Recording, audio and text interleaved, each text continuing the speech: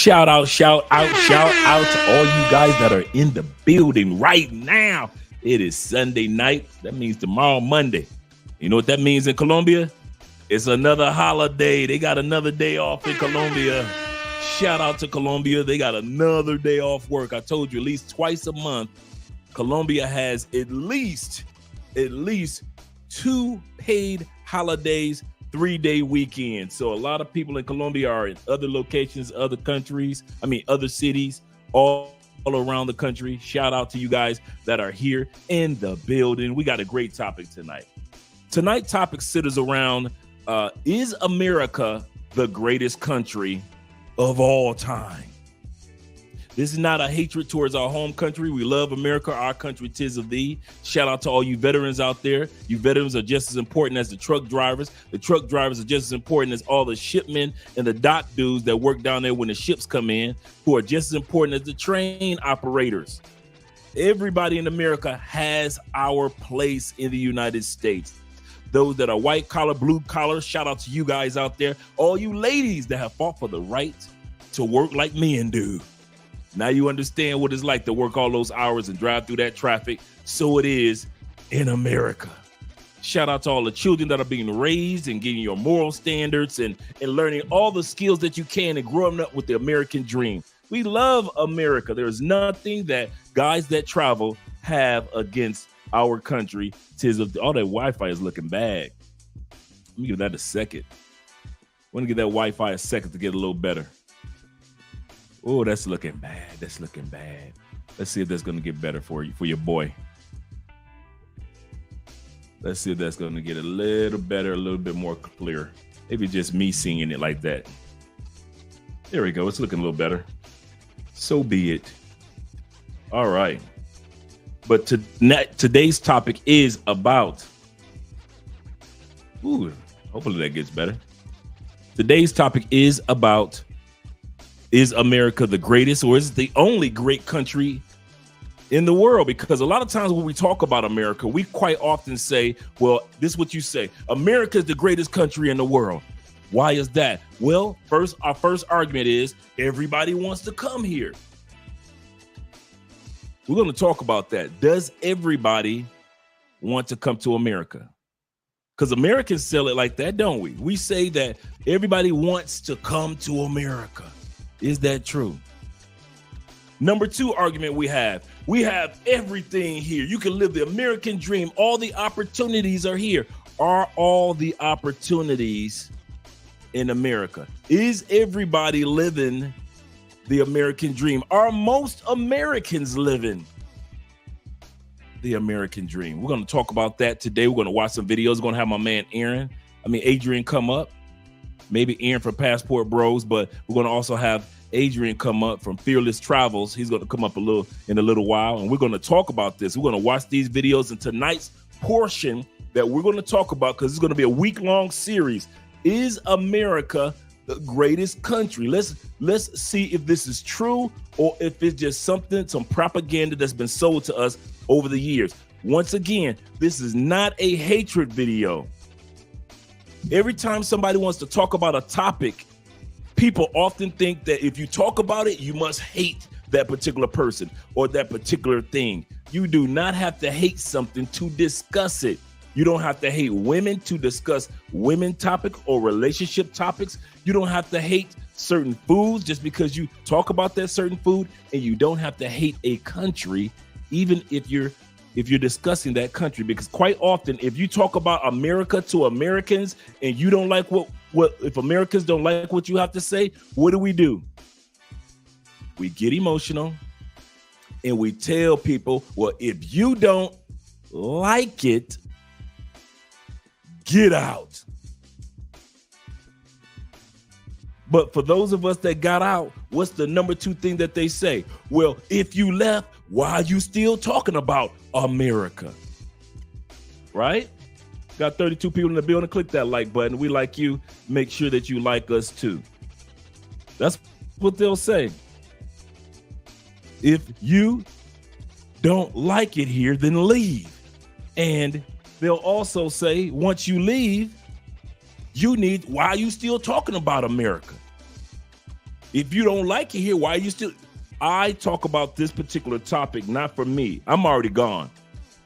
I'm already out. I've been gone 6 years, and a lot of people have already been gone. Over 9 million expats, American expats, live outside the United States. Number one. Number two, one of the things that Americans in the States don't realize, you can be an American outside of the States.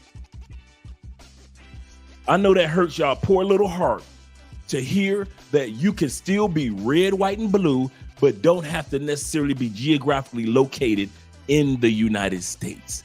Just like a brother from a particular part of Africa or a person that's a part of Southeast Asia is still a part of who they are. But a lot of you guys when you get emotional as Americans, if you don't win the argument of we're the greatest in the world and everybody wants to live here, you get emotional. You try to kick a person out because you think they don't like it. And if they leave, they can no longer talk about America, as if we are no longer Americans.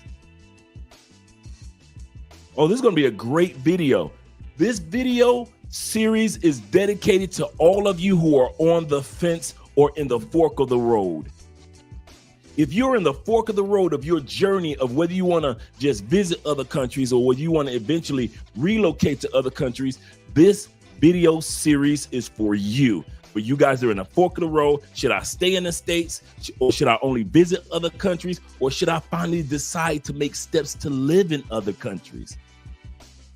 Tonight's, like I said, this is going to be a week-long series, and tonight's section is dedicated to food and the health system. Does America have the best food, the greatest food? America says we're the greatest, right? Do we have the greatest food, and do we have the greatest health system? Tomorrow's episode, I mean, not tomorrow, but Wednesday's episode is dedicated to you veterans. Does America is the only country that a veteran can stay in? The United States. Is that it? Are there benefits for veterans, U.S. veterans who put their lives on the line? Can you live a quality life in another country?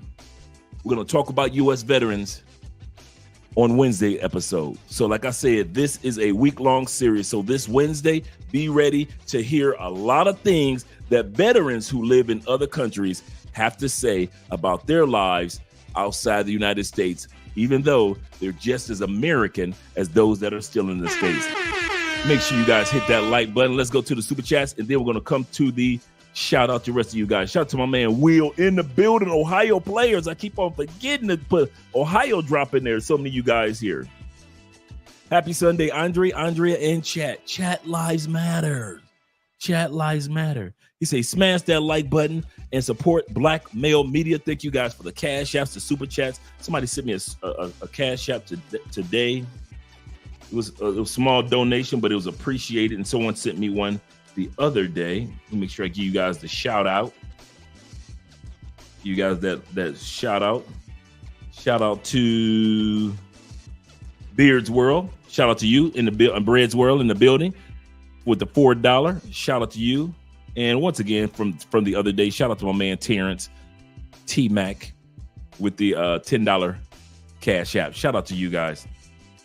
Appreciate you. Appreciate you guys joining with the Patreon. If you want to join us on the Patreon, we've got some great things coming down the turnpike. Just click the link at the top of the chat. It's right there at the top of the chat. Shout out to you guys. And all you guys that are thinking about coming to the Black Man's Conclave, the Black Manosphere Conclave in Houston, Texas, September 6th through the 8th. I'll be there speaking. Dennis Sperling will be there speaking, and a bunch of other guys will be there speaking, including El Guapo, as well as you'll be having Richie Mack from Zoom in Thailand. He'll be speaking as well. So shout out to you guys. He said, start a new chapter. How do you feel? He says, how do you feel when that day comes? When the day comes when you guys are finally starting a new chapter in your life like mine. I actually came across the video that I created on my last day in Medellin, on my first time ever coming to Colombia, and I made a 4-minute video. I'm going to be sharing that with you guys this week, and it was a video to myself. So did I do what I asked myself to do? 6 years ago, I asked myself to do something on a 4-minute video on my last day in Medellin, Colombia. This week, I'm going to show that video, and we'll see if I did what I set out to do on that final day. Shout out to my man Terrell in the building. Shout out to the Detroit players. He said, "Good evening, chat. Good evening, big bro." I had to say it like you, big bro. He said, "Hope y'all had a good weekend." He said, "I'm just getting off work. I'm able to catch this one a while." He said, "I'm in a place where there's half signal. This is definitely a great topic, and I'm ready for this." Yes, sir. Shout out to you being here and all you guys that are in the building. All you guys that are in the building. Let me make sure. Maybe that's just my. Let me look at it from my phone. I'm trying to see if the Wi-Fi is it choppy or is it just right. So let me look at it from my phone. Okay, that's not bad. It's just me looking at it like that. Okay, cool. Okay, that's not bad at all. All right. So, and we're going to do some price comparisons with countries, different countries. My man D-Pain is in the building. Shout out to you, brother. D-Pain, thoughts and opinions. He said, "What's good, Andrea, and Passport brethren? The Chilean actor was drugged to death and killed in Medellin." I heard about that this week. You see, I'll post a link in the chat. Thanks, brother. Thank you for posting the link in the chat, and we'll check that out. I've heard about that, but I didn't get a chance to hear the details. My bro in the building, brother. Glad to see that you're here with the $5 super sticker just for the love of the game. He ain't even said nothing, just for the love of the game. Let his presence be known. Shout out to my man, Discerning Dash in the building. Shout out to you. He said, "Sites to renew my passport." He said, "I've tried and it won't work." That I don't know. If any of you guys know anything about any websites that he could go to for I believe, if I'm not mistaken, the U.S. passport to do renewal, could you guys drop some information, an article or a link to a website, a government website? And then sometimes the websites might be down for maybe like a day or two, so you might want to try back tomorrow morning. But if you guys come up with anything tonight, make sure you drop that, not just for my man Dash, but also many of us may use it. My man Uriah is in the building. Yes, sir. My favorite Bible name. Uriah says this. "Salute, Andre." He says, "Salute to all good people, all good people in the chat. Chat lives matter." He said, "People need to wake up and realize that the false notion of the U.S. being all around greatness was over a long time ago." That is so true, and a lot of people don't want to wake up to that. Let me turn the music down just a little bit. A lot of people do not want to wake up to that fact. That is so true. There we go. We got the music turned down just a little bit so I can get these shout outs to you gentlemen that are toward the top. Shout out to you guys that came in early. Like my man David was numero uno in the building. It feels so lovely to be here tonight. It's so lovely to be out here with David. It's so lovely. Everyone's so lovely. So lovely. While you're in the clapping mood, I'd like to give a big round of applause to my band, Sexual Chocolate. Yes, sir. Get that man Dave as well as my man Sexual Timothy. Chocolate. A hand clap. Fine, don't you agree? Don't you agree? Poor man 313 in the building. Detroit boys at it again. You better back the fuck up out my face, goddammit. I'm from Detroit, Michigan. Don't play with me. Don't play with the Detroit boys. You know how they act. You know how we get. Shout out to you, Eastsider. Oh, here we go. Oh, let me see if I can get your name, sister. Baracon. Oh man, I from Puerto Rico too. I am butchering your name, and I apologize for doing that. Good, she said. Good evening, Andre. One of the things that I'm going to be doing over the next couple of weeks, and I've been reaching out to quite a bit, are female expats, female travelers, not just expats from the United States, but also expats from Canada, expats from parts of Africa, expats from the Caribbean. So I am going to start reaching out to a lot more ladies. So you're going to see a lot more lady interviews over the next few months. This is not a channel dedicated to just males. We've been doing that long enough. 5 years of, like Kevin Samuels, 5 years of just talking to us men is cool. But at the end of the day, there are more women that are travelers or women that are on the fence of traveling, and they need this information as well. So we need to also embrace the encouragement that women have to say, even women veterans. Yes, I said it, gentlemen. Even the women veterans have to say about travel and relocating to other countries. So shout out, and we appreciate you being here this evening. Yes. And what you can do is help me with the pronunciation of your first name. Boriki. Let me see if I get, you know, my Spanish is bag. Borsillo.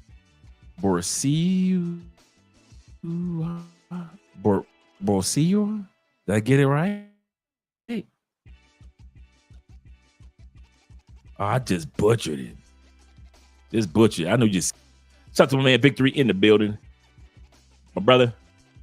Family, shout out to you being here. Good evening, Drea, chat. My man Al in the building. He says no to those questions, and that he's saying no when I mentioned is the United States the best country or the only good country for veterans to retire? And quite obvious, no, he's absolutely correct. It's not the only country, but we got good video coming this Wednesday for you veterans. And there are a lot of things that you guys, man, listen. Yeah. He said, Mad Villain, he says this. Shout out to you being in the building, brother. He says they got the hotel. I don't know. What's the hotel? Y'all know I'm dipping now. I'm in somebody else's building. Shout out to my man Ronnie in the building. Ronan in the building. Ronan in the building. He said, salute to the brothers in the chat. Shout out to you guys. Chat lives matter. Make sure you guys click that like button. We got 51 people in the building. You know when you click that like button, what happens? Oprah coming next. Once I establish this as a place of truth. Yeah. Oh, yeah. We are establishing this as a place of truth. Anybody comes to this channel already knows we talk like the cameras are off. So anybody want to come to this channel, you automatically know we don't talk like the cameras are on. We talk as if the cameras are off. Shout out to my man I am FF in the building of the class of 1981, born and bred. He said, what up, everyone? Happy Sunday. It is a happy Sunday. It's a good Sunday today. It didn't rain or anything. Shout out to Sunday today. Don, a.k.a. in the building, the Don, in other words. Good evening, everyone. As well as, let me scroll down just a little bit more. We got my man Black Nubian in the building, Canadian boy. I told this guy where I was from. He said, oh, Canada. All right, oh, Canada. My man Will just dropped the link for the U.S. State Department for those that are interested in renewing your passports in the next couple of years or in the next couple of months. Do realize this, gentlemen. Do not forget this. This is very, very important, ladies and gentlemen. If your passport is less than 6 months away from expiring, many countries won't let you in, including Colombia. If they look at your passport and it's 6 months away from expiring, you can't come into Colombia. Well, I got a cousin. Don't let your cousin convince you otherwise. Why don't most countries let you do that? Because some of you guys have a tendency of staying over. And now you're staying over in a country where you can't just pay a fee. Like in Colombia, if you stay over a whole year, you can pay a fee and you still good. But if you stay over and you don't have a passport to get back into your home country, Colombia is not going to take on that responsibility. And most countries feel that way. So do remember, guys, watch the expiration date of your passport. This is from now into infinity, because with the U.S. passport and many other passports, you cannot enter into a country if your passport is about to expire in 6 months. So get that taken care of, fellas. Get that taken care of. Shout out to my man Mel in the building. Oh, he talked to Deserting Dash. Let me not dip in somebody's conversation. Well, we got Big Brother in life. Dre, what's up, my G? Shout out to you. We in Tampa. Oh, I hit the wrong one. Trigger City. Come back. Let's get it. All right. I hit that Tampa drop, but here we go. My man Timothy Bright in the building says this. He said, in hand, wood cooked barbecue. Check. French fries. Check. He said, cone bread. Got the cone bread in the building. Check. Got him a nice little Pepsi. Check. All right. We eating good and watching Love Crossing Borders with 2 blueberry muffins. Man, listen. I ain't mad at you, brother. Somebody eating good. You getting ready for the 4th of July early. I see what we're doing. 'Tis the season to be jolly. I ain't mad at you. He say, trying not to fall asleep with the itis. Trying not to fall asleep. He say, and welcome to the women who's appearing. Yes. We hope that's one of the things that I'm trying to get a lot more women to really who are on the fence about relocating, to get information out to them as well. So I got quite a few interviews coming up with women that have already relocated to other countries. Big Pit's in the building. Shout out to you, brother. I'm glad that you're here. We're about to get started in about, I'll say a minute and a half. We're going to get started. And then I'm going to start showing the video. Remember, today's topic, gentlemen and ladies, is America, our country that we love so much. Is it truly the greatest country in the world? A, does everybody want to come to America? Because that's our argument. That's the one we lean on. Number 3, we say we're the land of opportunity, as if we're the only one. Number 4, we always run to our military might. We got the strongest, largest military. Do we have the largest military? And is there a military out there that kind of make us kind of not move as fast as we normally would in the past? Because we had a strong military in the 60s and 70s.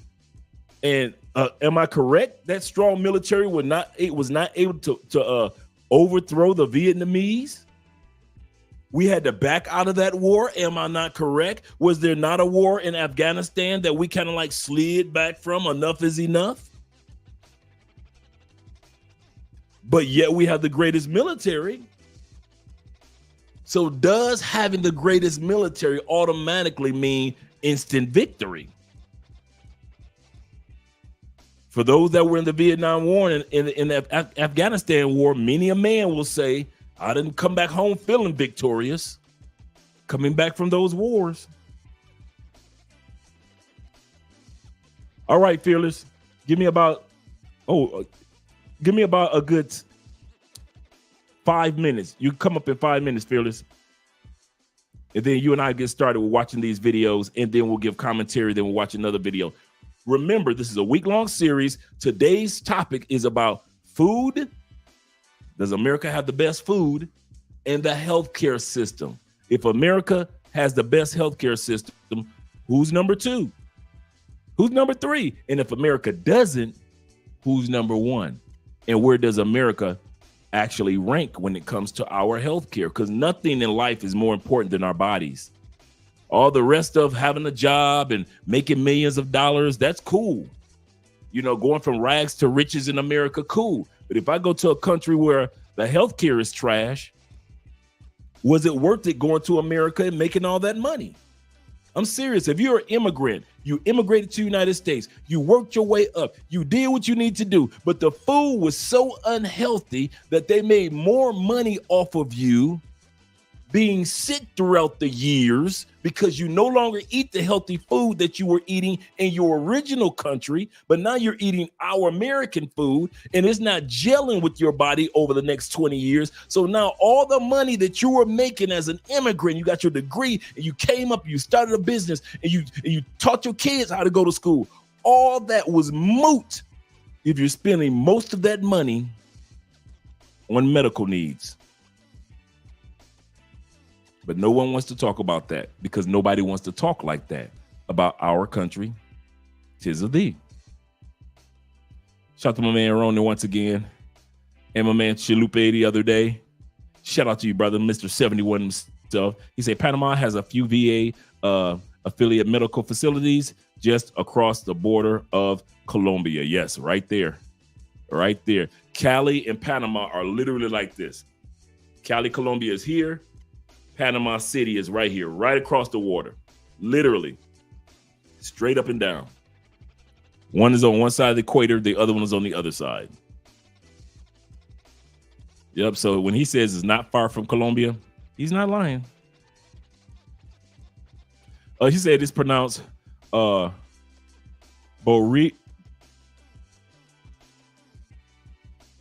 He said okay, it's Boricua.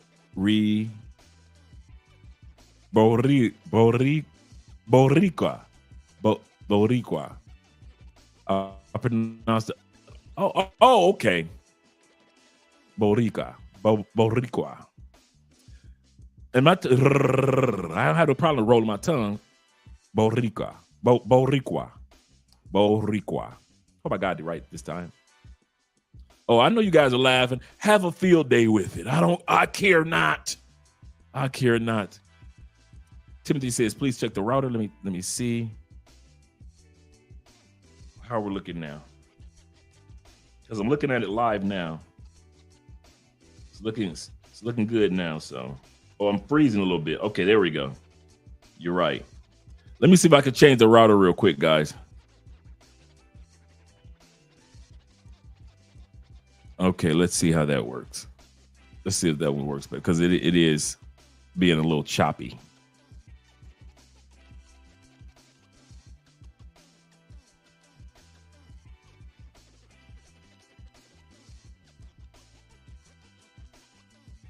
All right, cool. Got it. Cool. Oh, I got it. Thanks, Uriah. Okay. And Chulupa says this. He said, U.S. healthcare system is not even is not the envy of the world. $500 to $800 ambulance. Most countries, ambulance ride is free. Okay, so there you go, crystal clear. Thanks, brethren. It may chop every once in a while, but I appreciate you guys in regards keeping me up to par on how it's looking. Cologne of the night. I'm pulling out the big dogs. I pulled this out the other night. Cologne of the night is expensive as can be. It's about $315, and it is Sandalwood by AJ Mall. I got this in Bogota. You can get it anywhere. Sandalwood by AJ Mall. That's what it looks like. They have several types in their brand. It comes with a nice little magazine of all their brands of colognes. And it's a Middle Eastern cologne. Very, very good cologne. Don't get me wrong. It's like I said, it is a birthday gift cologne. Like you ain't about to just go out and spend $300 every time you buy a cologne. But every once in a while for your birthday, you want to oil yourself behind the ears. And that atomizer, look at that. Boy, that thing is like, wow. Yeah. It smells amazing. That's a grown man cologne right there. That's sandalwood. You somebody's daddy. You got that. You somebody's daddy. You ain't somebody's granddaddy, but you somebody's daddy. This cologne smells like a dude, an older dude that dates younger women. That's what this smells like. A dude like me with a younger woman. If you're a dude that like the women that are, younger than let's say between the ages of maybe 23 to on upward, maybe to 33 or 43, depending on what your age is. That's what this cologne smells like. It smells just like you will be around your young, sexy, but you smelling like a grown ass man. That's exactly what it smells like. I kid you not. I kid you not. That's the only way I can describe it. I could wear this around. Any young lady would appreciate it. She realized that she was an older dude, and yet and still, she youngy. Shout out to you guys being here. All right. Shout out to my man Fearless that's going to be coming up from Fearless Travels. Fearless, whenever you're ready, you can come up, brother. You can come up. Shout out to you being here. Let's see. He says, Timothy says, Andre, so compare gray flannel, older and younger men. You know what? I haven't tried gray flannel. Shout out to my man in the building. My man Fearless. How you doing, brother? Happy Sunday to you, my friend. Brother, that microphone sounding good. No, that's that deep, sexy voice, baby. That's that pass. Oh, that's what that is. Oh, yeah, okay, El Guapo. You brothers with the voices. Let me change the music up for us. Shout out to you being here. We're talking about a man, Fearless, who has traveled to many countries, who's been married for 11, going on 12 years, correct? That is not correct. I think Fearless. Oh, no, you're not that bad. It's bad when you forget. That's even worse. I think we're married 8 years together. You see, I remember from the first. Yes. Okay, there we go. Oh, together 11. Okay. Yeah. You see, at least I remember the 11 part. Oh, yeah. Tonight's topic, man, is the reason why I asked you to come on, because you travel a lot. You experience life outside the United States as well as in the United States. So it's one thing for a person to experience one country, but you've experienced more than one country on a regular basis, correct? That is correct. Yes. 32 countries. And your wife, of course, from DR? That is correct. Oh, 32 countries. See? Yes, sir. So absolutely, this is the right man to be on board when it comes to this topic. What we're going to be doing is we're going to be watching a series of videos, and then you and I are going to give our commentary after each clip break. All right. We got 52 people in the building. Click that like button. We like you. Make sure you like us too. And remember, Fearless, make sure when you get a chance, drop the link to your channel in the description so we can have guys subscribe to your channel. Yes, sir. Definitely. All right.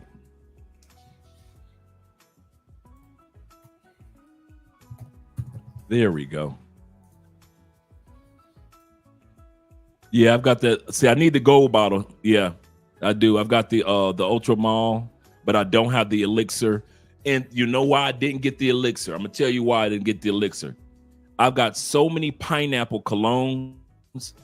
The Ultra Mall elixir is excellent. It's just in case you guys are wondering.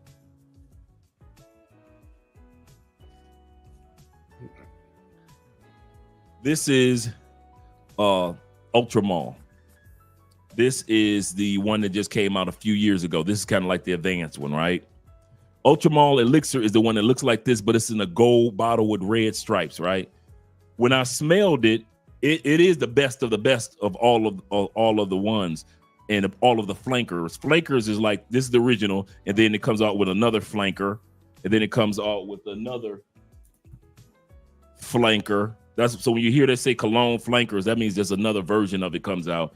And the latest one is the gold bottle that just came out, and it is the best. But when I smelled it, I found out that it was a pineapple scent, and I got like 6 different colognes that have the pineapple scent already. So that's why I wasn't in such a rush to get the elixir. But let's get to the videos. Let's get started. Let me move us out of the way. Let me turn that music down. Oh, that music's okay.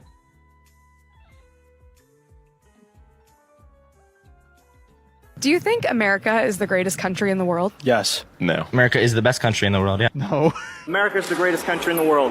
Because every country has positives and negatives about it. It depends on how you define great. America is the greatest country in the history of the world. There is a lot wrong with America, but I still think it's the greatest country in the world. I've lived in a few places, and like my experience in America is generally you kind of have access to everything. If you're talking about economically, yeah, sure. America is the greatest country in the world is like a 30s propaganda thing that hasn't been around for a while. But people also value other things than economy, like peace. We're not. Like, it's just so obvious that we're not. So I'm an immigrant, and if you ask basically anyone from outside the United States where they'd rather be, there's a lot of people in a lot of places they'd be here. And with a straight face, you're going to tell students that America is so star-spangled awesome that we're the only ones in the world who have freedom? Canada has freedom. Japan has freedom. The UK, France, Italy, Germany, Spain, Australia, Belgium has freedom. So 207 sovereign states in the world, like 180 of them have freedom. All right. And yeah, you, sorority girl, just in case you accidentally wander into a voting booth one day, there's some things you should know. And one of them is, there is absolutely no evidence to support the statement that we're the greatest country in the world. We're 7th in literacy, 27th in math, 22nd in science, 49th in life expectancy, 178th in infant mortality, 3rd in median household income, number 4 in labor force, and number 4 in exports. We lead the world in only 3 categories. Number of incarcerated citizens per capita, number of adults who believe angels are real, and defense spending, where we spend more than the next 26 countries combined, 25 of whom are allies. Now, none of this is the fault of a 20-year-old college student, but you nonetheless are, without a doubt, a member of the worst generation ever. So when you ask what makes us the greatest country in the world, I don't know what the fuck you're talking about.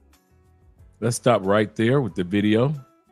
We're going to come back in regard. Let me hear what you have to say in regards to what we're saying regarding the first video as well as the second one, when they said, when the question was asked, is America the greatest country in the world? And then the statistics on the second video that he gave, that America is not necessarily the greatest country in the world statistically.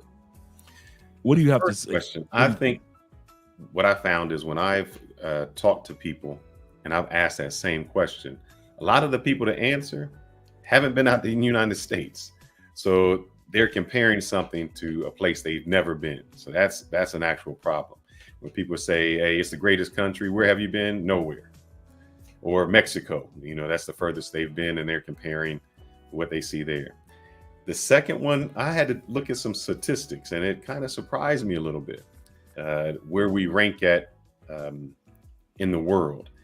And a lot of it has to do with, how bad we are, the medical care system, foods that we eat, the way we provide for our citizens. But my question to you is, how did we get, because if you looked at or listened to some of them was not in the United States. And one of the questions was, hey, a lot of people come to the United States because they're escaping somewhere. So where did we get this notion? And not just us, America, where did we get this notion of we're the greatest country in the world? Where did that come from? I believe that it was during the time period, probably of World War I and World War II, when they were trying to encourage us to enlist into the military. I believe it centers around the military, because think about it. We couldn't have said that prior to, because the greatest country in the world at that time period was UK. Yes. The UK, the pound was the currency for hundreds of years prior to the US dollar, after like World War I, World War II. But for the longest, it was UK was the greatest country in the world and considered the strongest military might and strongest this and that. And even during the world wars, we were considered more like the allies or more like NATO compared to the big dog coming in, kicking in doors. We weren't considered to be the superpower that we are today during that time period of the war. And so a lot of it comes from, as we well know, and back to the book that was written called Propaganda. It was something that's been sold to us. And the beauty of how propaganda works, and correct me if I'm wrong, propaganda works like this. If they can get you to not research, that's the best propaganda there is. If we can get the masses, they already know that if they say something, America's the greatest country in the world. And if they can only get 5% or even just 10% of Americans to research it, and the other 90% of us believe something without any validation, without any statistical analysis, with nothing to back it up, is all they need is 90% of Americans to say this. Whatever the other 10% of us research and yell at the top of our lungs doesn't matter, because they've convinced most Americans by way of propaganda that we are the greatest country in the world. Number two, let me ask you this. Do you think that everybody's trying to get to America, or a certain pool or certain type of people are trying to get to America? A certain pool, but I think this is where I may disagree with you. I don't even want to say unwealthy people, because there's a lot of wealthy people that want to come to the United States. Russians like to park their money here. Chinese like to park their money here. Saudi Arabia likes to park their money here. So I think in those essence, they love to use us for that. And maybe when they say the greatest country in the world, because I was thinking about it, maybe it's our innovation and the way we innovate items, Google, YouTube, Facebook, Netflix, all of those things. And the fact that, you know, if you go anywhere, you see KFC, Pizza Hut, all of those are across the world, and everybody's wearing something like Nikes and those bags. So I don't know if that is what they're saying. Hey, I want those things, or I want to be like Michael Jackson. You know, everybody wanted to be like Michael Jackson, and that's what made it great. But as you were right, if you dig into it, some of the statistics don't go. Maybe with innovation and things like that. But when we talk about Medicare and we talk about food, we're really behind. And I did some statistics to find that out, and I was surprised with things like life expectancy. I would think because of where we live, we would have like one of the highest life expectancy. Nope. Infant mortality. No. We're not. All right. Our healthcare cost. When I was trying to figure out how many Americans are uninsured, it's like, well, about 15 to 20% of Americans are uninsured. And it was comparing it to like Canada and Germany. That's like non-existent there, because 100% of their people are insured. So, and I remember I got sick when I was in Dominican Republic. I got sick. I was at a resort, and there was a gentleman he was Haiti, but he was Haitian, but he was Dominican. And he had gone to the United States to study, because what happened was I didn't want to get treated, because I'm like, man, I want to get treated down here. Y'all about to kill me with this price. It was like $125 at the end. And he said, yeah, you're not in America anymore. And he said when he went there and he was studying, and when he got sick, he said, man, my bill was like $5,000 for something simple.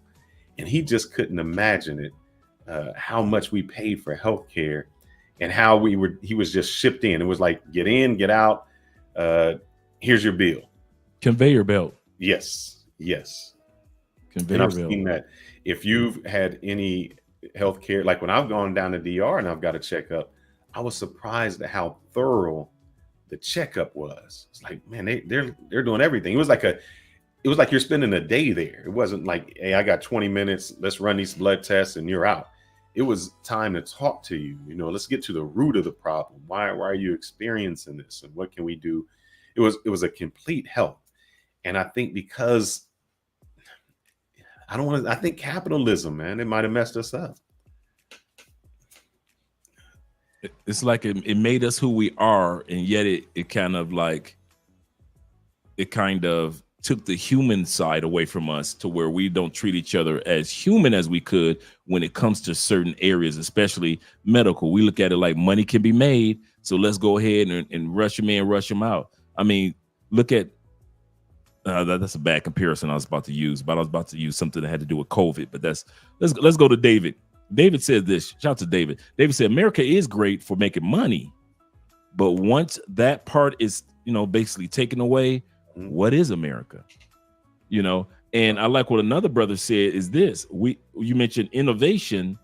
I believe that a lot of what you were mentioning was America's ability to brand itself to the rest of the world, like with the Michael Jackson, like with the Michael Jordan, like with hip hop, like with our foods or our fast food restaurants. We're excellent when it comes to branding, but when it comes to innovation, there are a lot of countries that have a train system that is far more advanced than ours. A bus system, a public transportation system, far more. When I was in DR and I saw that in Santo Domingo, I could catch a train, take the subway to wherever I wanted in Santo Domingo. I'm thinking to myself, like, I couldn't catch a subway this clean and feel this safe because in Santo Domingo, the security was everywhere. Feel this safe. Same thing with Medellin, Colombia. Their subway system and transportation system look like they just built it. But in the United States, you got rats running through the train, riding on the train. You got people pissing all over the train. You got people being assaulted on the subway system. It is not advanced. The train's always breaking down. And we sit back and so when it comes to innovation, then let's not even compare it to the United States to China or Australia or Japan. They are light years ahead of us. Light years. So I believe that with branding, we're still on top. In other words, back again to propaganda, promoting ourselves, in other words.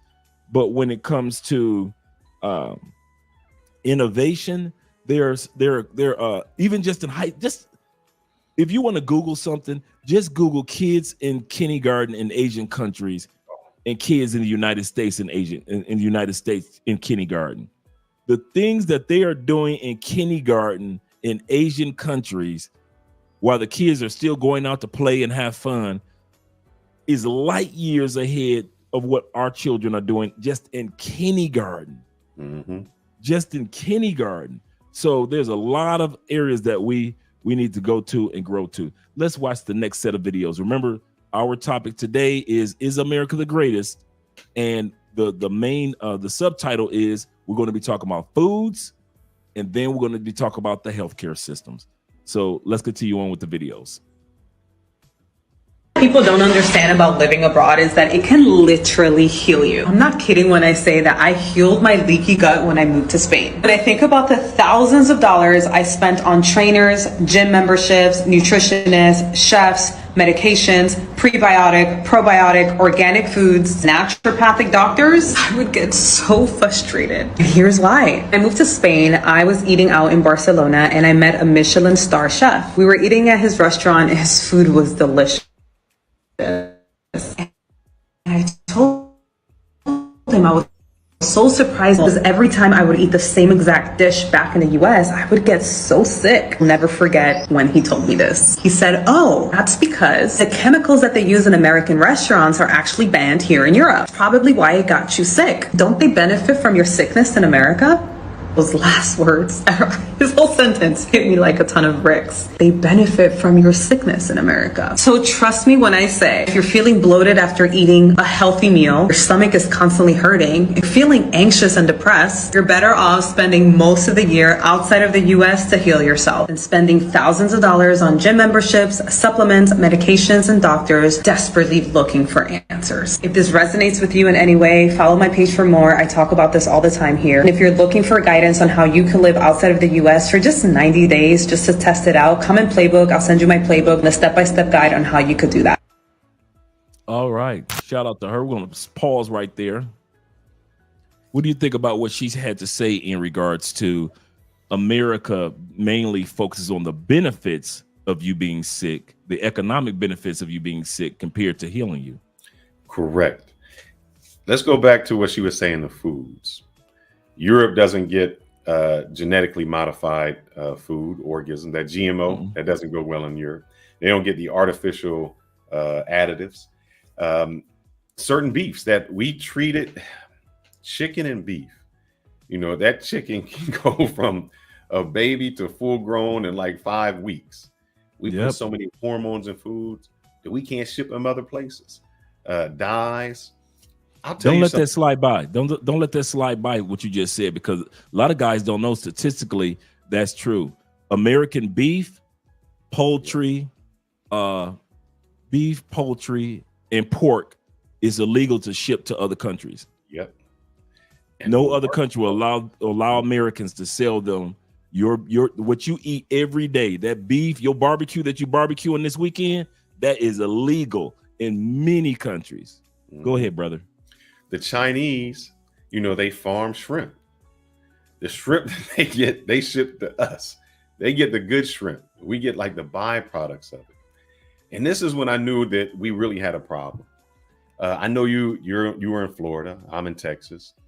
If you go to like a Mexican restaurant or a Mexican store, They don't even sell the Coke with the high fructose corn syrup, and it costs more.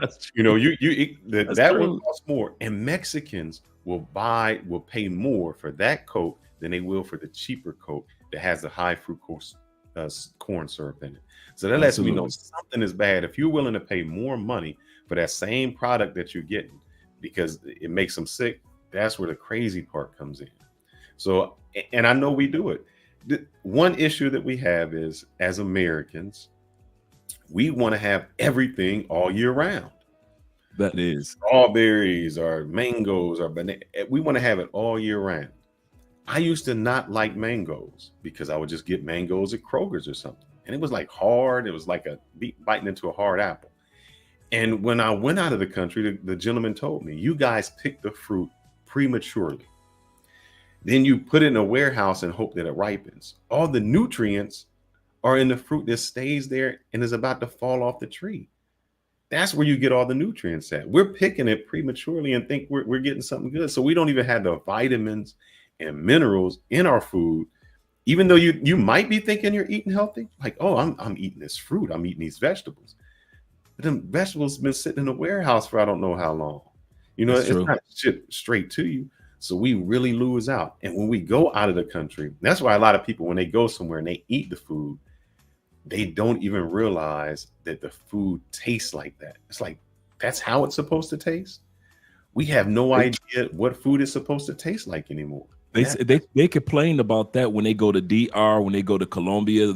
When you ask an American, well, how's the food in Medellin?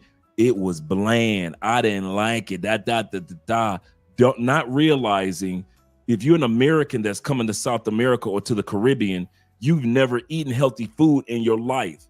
So when you finally get healthy food, you're thinking healthy food is bland.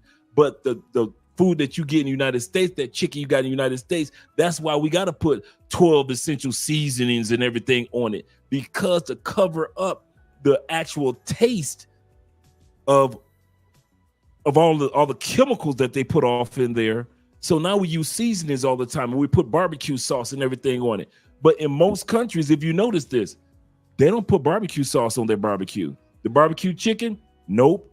Barbecue pork? Nope. What about when they barbecue fish? Nope. Only in America, we have to cover up the taste of the chemicals with seasonings and sauces. When you see another country, when they're using seasonings and sauces, it's part of a recipe. It's a part of the whole recipe.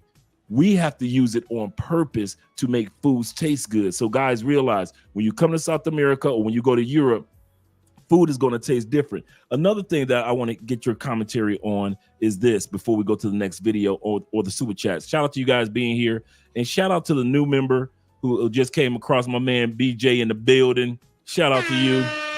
BJ says, new subscriber. He said, Mr. Andre, your channel popped up in my algorithm the other day. He said, I'm definitely interested in moving and working abroad. Hopefully I can consult with you soon. Yes, sir. Just shoot us an email. Uriah just posted the email. Shoot us an email, and we'll be able to get you as much information as possible. My man trying to dine in the building. Shout out to you, brother, being here. And he said, I'm just showing support. He said, I'm just here so I don't get fined. My man BJ's in the building, right? With the $10. He say, paying my new subscriber tax. Man, shout out to you, brother. Thank you for showing the love to the channel. And I'm glad that you guys are here for this particular episode, especially my boy James, Kings and Dreams, my brother. Got love for you, brother. He says, salute to my big brother Dre. Also, my guy AD. Yes, sir. Mr. Fearless himself. He said, my guy, he said, I love y'all, man. Love you too, brother Jay. Really do. Really do. Let's get back to to what I was about to say, because I really want to get your commentary on this.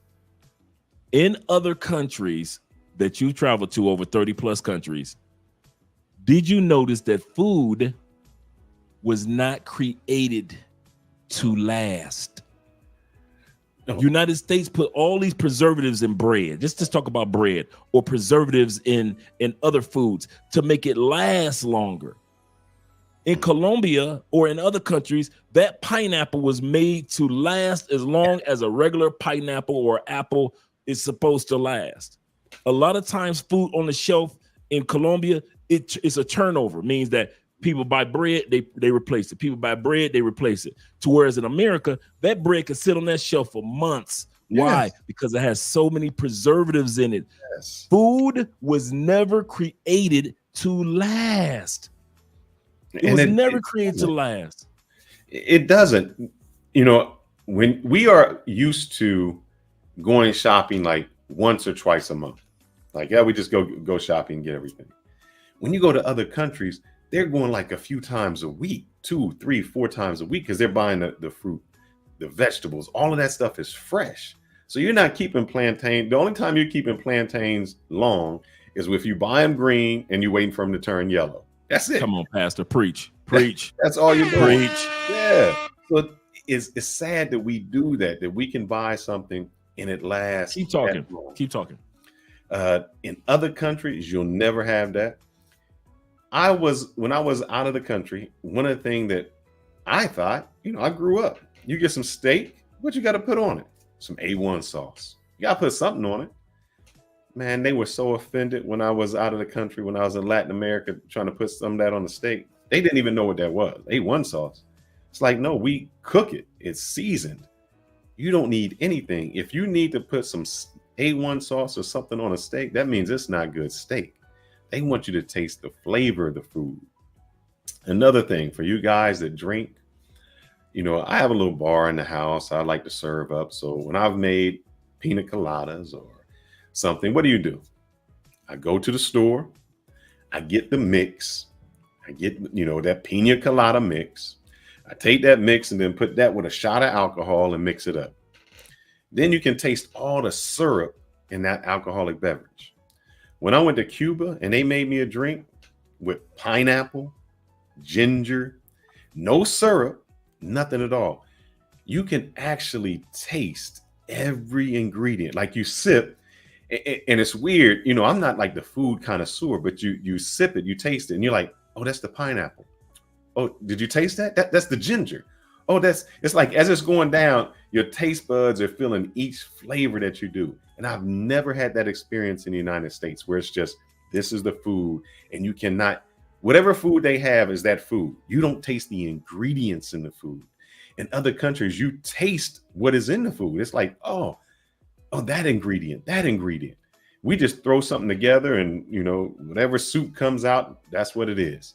You don't have that when you go somewhere else. Your taste buds will be jumping for joy when you go out of the country.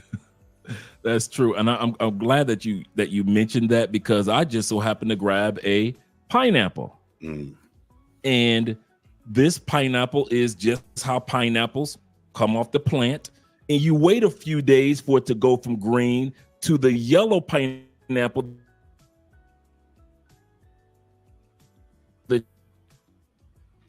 But you guys, pineapples in the States have so many preservatives in it.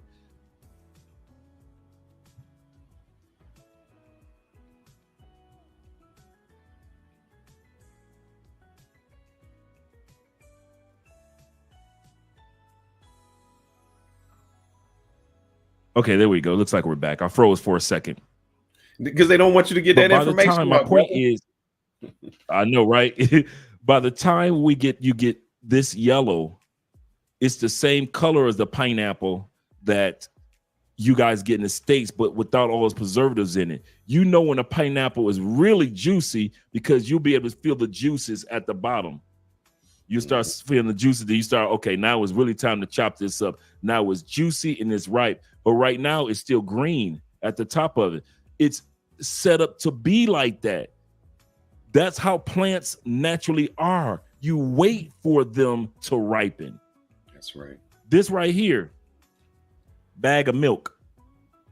Nothing but a bag of milk. Milk in Colombia is on the shelf, not in the freezer. You guys got so many preservatives inside of your milk that you can't just put milk on the shelf.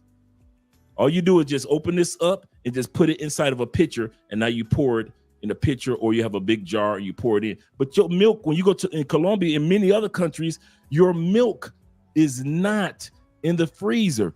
Your eggs, You can buy eggs off the side of the road in most countries. How come you can't buy eggs off the side of the road in the United States?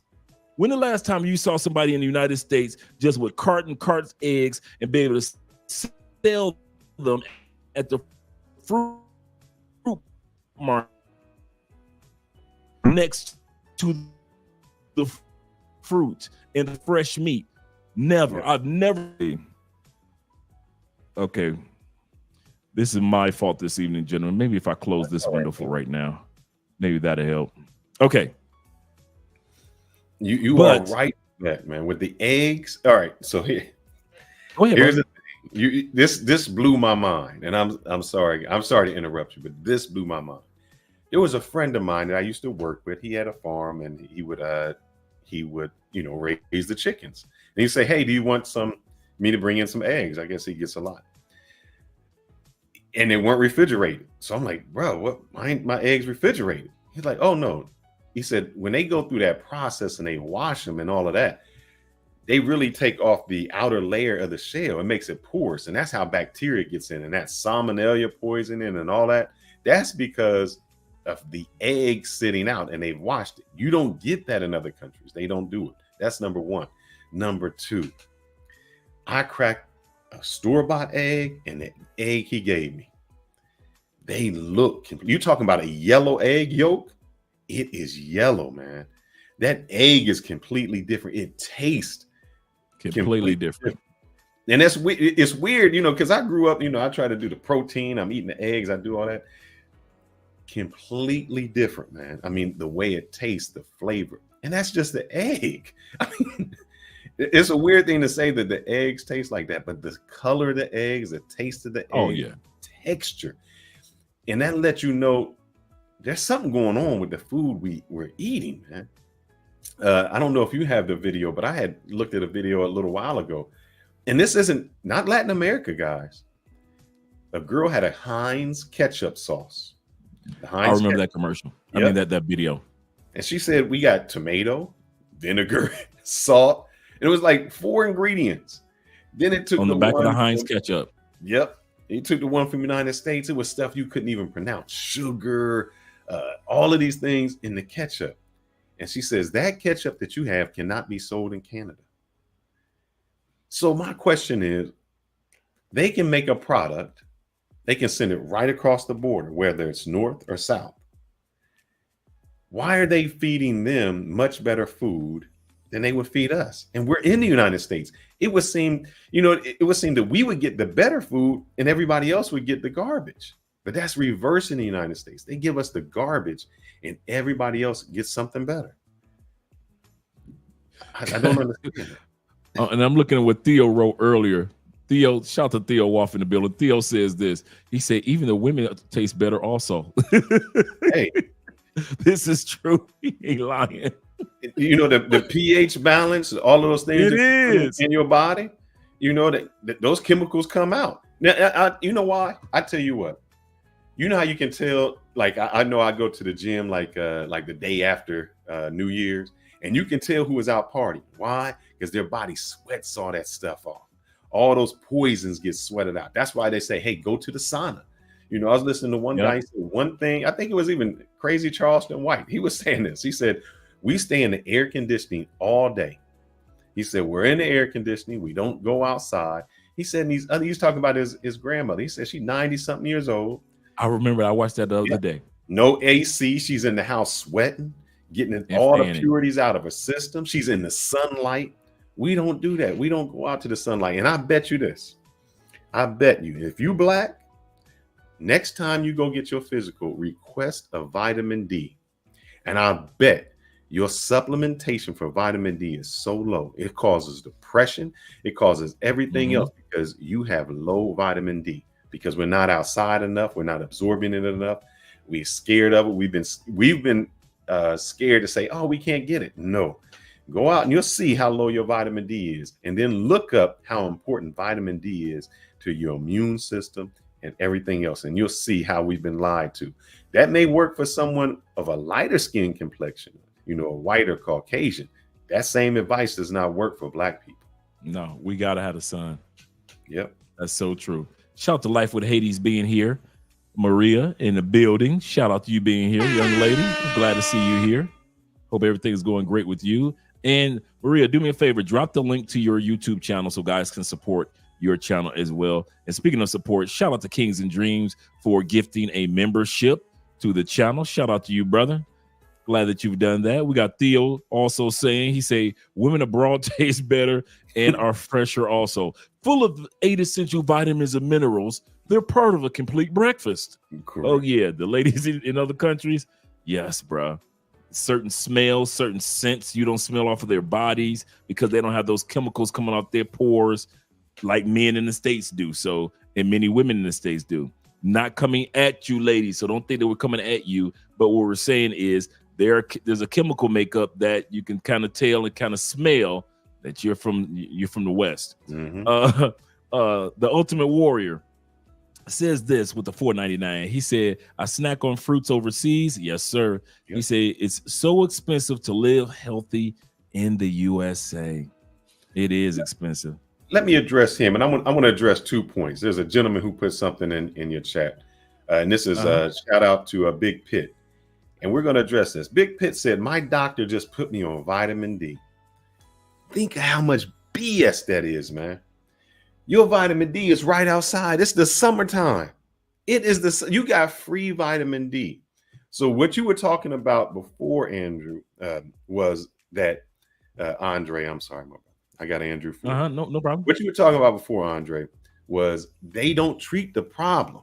They rather give you a pill. They'd rather say, yes, hey, sir, go take this medication and get better.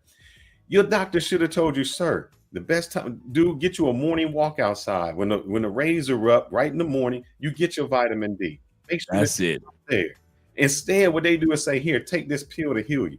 That's the craziest thing in the world. And that's what we do. We don't treat the problem. We think a pill is going to cure you instead of saying, hey, what is the root cause of why you're having this? Why aren't you going outside? Get 15 minutes in the morning. We don't do it. We want to give you a pill for everything you have instead of saying, hey, why don't you change your diet?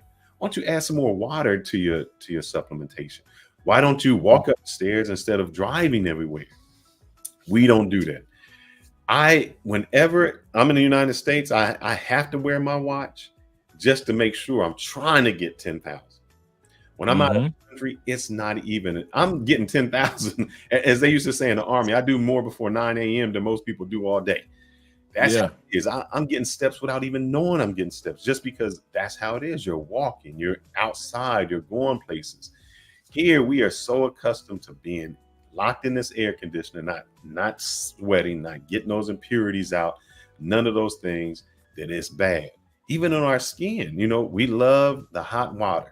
Hey, I love, my wife thought I was going to burn her skin off when she first came here because I take the showers hot, but that's not the best for your skin. Taking that restriction of that cold water, restricting your blood vessels. That is the perfect thing, but you won't know it. You won't know that because that's what we've been led to believe, that all this is bad. And the thing is, you've been tricked. I'm going to tell you how I was tricked. Let me tell you how bad we tricked. When I was in college, I used to get something called Honey O's because I couldn't afford the real ones. The real Honey Nut Cheerios, whatever it is. Right. It was like $2 or $3 more. So I was always getting the bargain brand. When I finally got some money and brought the real ones, I was like, these don't taste good. Yeah. I was so accustomed to the junk and the off-brand that the real stuff was bad to me.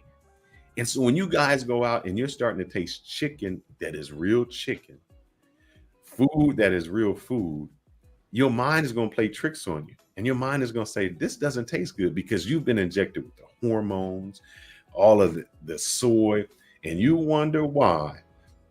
At least we're kind of like Generation X. We come up where we at least had some good food, before. Right. Food. But why you guys, younger guys, are a little more feminine? Your testosterone is low. Back in the day, my dad was older. My dad had me when, he produced me when he was 40. I had uncles, that were 60. They ain't had to go nowhere for no sperm. we start putting that soy and stuff, all of those chemicals and the plastics, reduces our testosterone. We don't have any of that. And then we wonder why we can't have kids. We wonder why our sperm is defective. And that's a man's health. So just imagine with a woman's health doing the same thing. They're taking all the chemicals in. It's messing their immune system up. And there was a gentleman talking about how women, when they are ovulating, they look for a masculine man, a man with the chisel on. He's strong, he's firm, because in their mind, biologically, they don't know it. They want to reproduce with a man who is alpha, who's going to do that. Just like when we're looking for those hips, we're looking for certain attributes. Well, what happened? Women start taking more birth control, more things.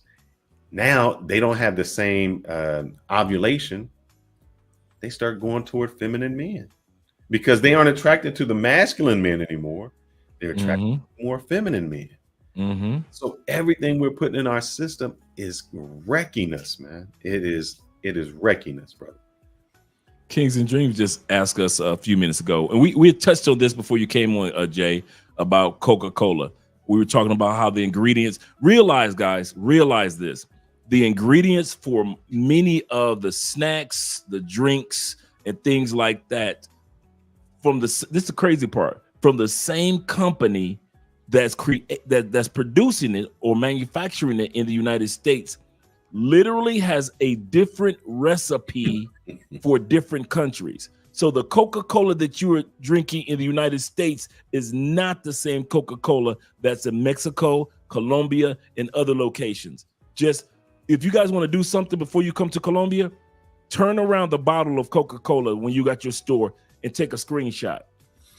So next time you go to DR, next time you go to Mexico, next time you come to Colombia or Brazil, take a screenshot of Coca-Cola in Brazil and see what the difference is, how much the difference is in ingredients. As we were saying before, ladies and gentlemen, food was never created to last. It's created to consume. Only in the United States or in the West are they creating foods that last weeks upon, like one person had, I don't know if you ever saw that news headline or where a person had it was a Big Mac and French fries, and this guy had it from the 80s, and it had not decayed. The bread from the 80s had not decayed. The French fries that he had from the 80s had not decayed. The burger, the lettuce, none, the ketchup, mayonnaise had not decayed. It was as if he had just went to McDonald's that same day and got a Big Mac. And I forgot how many thousands of dollars somebody bought off of him on eBay, but it was like 1983, something like that. And it was just McDonald's French fries and a Big Mac. Yep. He had held on to it that long, and it had not decayed at all. The bread didn't mold or anything. Food is not. Go ahead. No, I want you to think about how we have been brainwashed. Usually when I go out of the country, I'll go to the store and I'll get like the sack of chocolates because I want to give it out to the kids. And they're like, wow, chocolate, man, we're getting like chocolate. And I thought, man, they don't really do chocolate. It's not that. The chocolate there, just think about this. The candy bars in DR cost more than the mangoes. In the United States, the mangoes cost more than the candy bars. So if you want to eat nutritiously, it's that's a good point.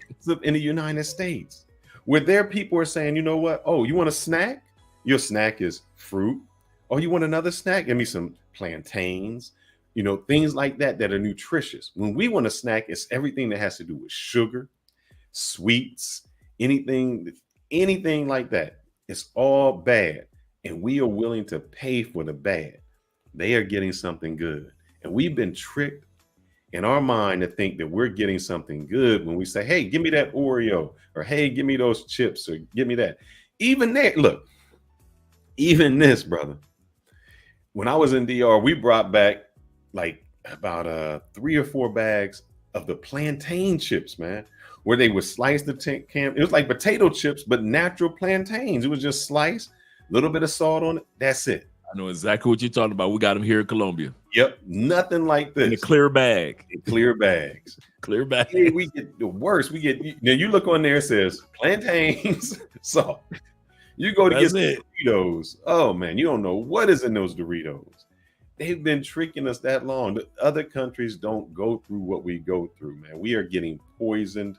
And here's another thing. I think the reason we even have the longevity that we do have isn't because the United States is great. It's because by the time we get old, they put so much medication and so many pills and so many things to keep us going. We got to treat your diabetes. We got to treat this. We are loaded up with so much medication that we don't have a quality of life. We've just lived maybe long, but our quality of life is zero, man. I told you before, I went to Cuba. We went to a place where it was, I guess, the oldies but goodies. All of these people were like the old Cuban singers and the salsa. On stage, there was no one younger than 75. That means everybody on stage, not sitting down on stage, not stumped over on stage. I'm talking about dancing, salsa, singing. This was a 3-hour show. They went on. There was one lady that was 82 years old, and I swear she was 40. She up there dancing, she doing all this because of the food they eat. Here, you got 80 people, 80-something year old that look like they ready for the grave. These people look like they had still another 20 years left in them. Yeah. So me, if it's not me, how long I live, it's the quality of life that we have. You were in Cuba too.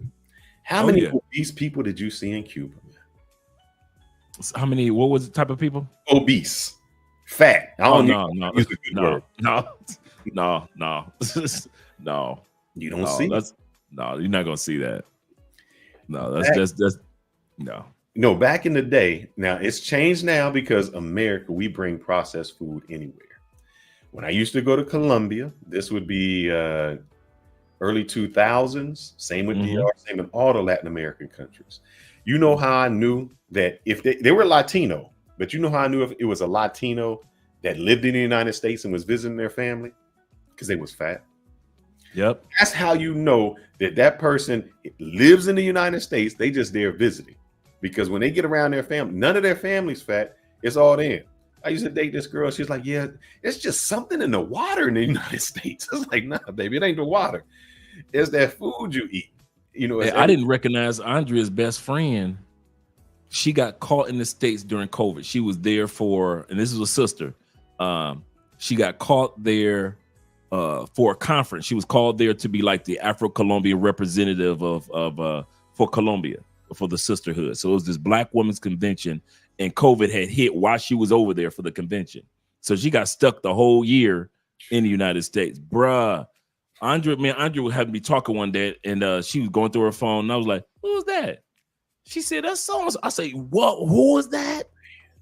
Her friend who have always had a very attractive frame.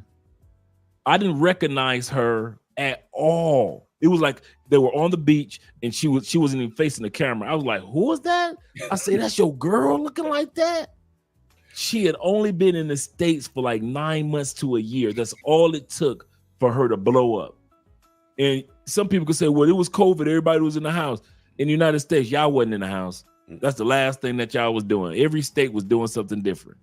And so it does, go to show you. And I like what Kings and Dreams said, Cuba hits different. He's absolutely correct. What they're doing down there as far as always walking, always in the sun. So they're always getting the health benefits from walking, the health benefits of their pores being cleansed while they're, sweating out the impurities, and at the same time drinking healthier water, things like that. So they're always out there. Same thing with many countries in Europe.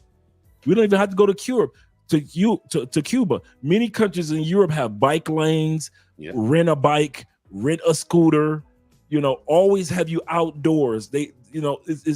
It's no coincidence that the cities are set up for you to take a train somewhere or public transportation somewhere, to where even when you get off the train or public transportation, you're still going for a walk.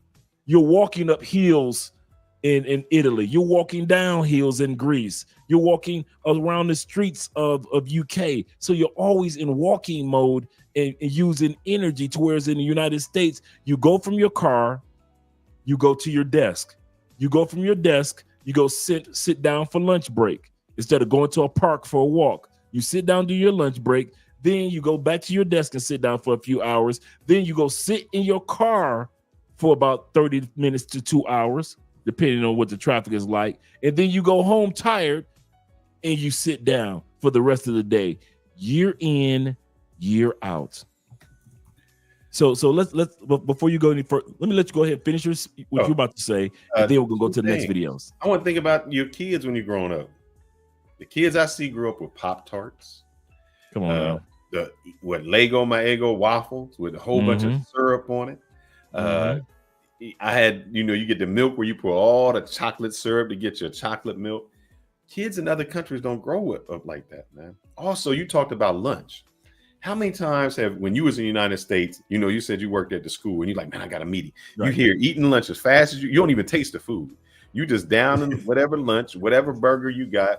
You don't know what it tastes like. You just, and you got a big soda thing like this, the big gulp. You took that down. I got, not a big gulp. You don't taste the food anymore. In other countries, it's cooked for, it's more relaxing. You got an hour and a half lunch break where you are actually relaxing and enjoying your food. We scarf it down and then we wonder why we eat, and then an hour later we're like, man, I'm still hungry because of all the bad stuff we ate, man. Yep, so true. Let's go to the next part. That's a great point. And this gentleman is he's comparing different countries of his experience. 2 months ago, I went to one of the most obese countries in the world, America, where statistically 1 in 3 people are overweight. Don't let that slide by. In America, statistically, 1 in 3 people are overweight. Yep. After eating at their restaurants, I could definitely see why. Bloody hell. This is America summed up. It's like half a pig. Now, I came back from that trip with one simple question. If this is the food from one of the most obese countries in the world, what is the least obese country in the world? Vietnam, with an obesity rate of 2.1%. This intrigued me a lot. I wanted to see why this number was so low. Yeah, of course, economic reasons is a factor, but I wanted to see what the food was like here. So the next day, I booked tickets to the capital city of Vietnam, Hanoi, and 17 hours of plane journeys later, your boy arrived. I'm absolutely starving. Let's find some breakfast.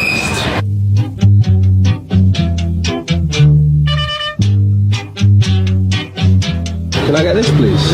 Thank you. What is the least obese country in the world? Vietnam, with an obesity rate of 2.1%. Can I get this, please? Thank you. I started the morning off with what I had seen all around the streets of Hanoi, coconuts. Very refreshing. Very refreshing.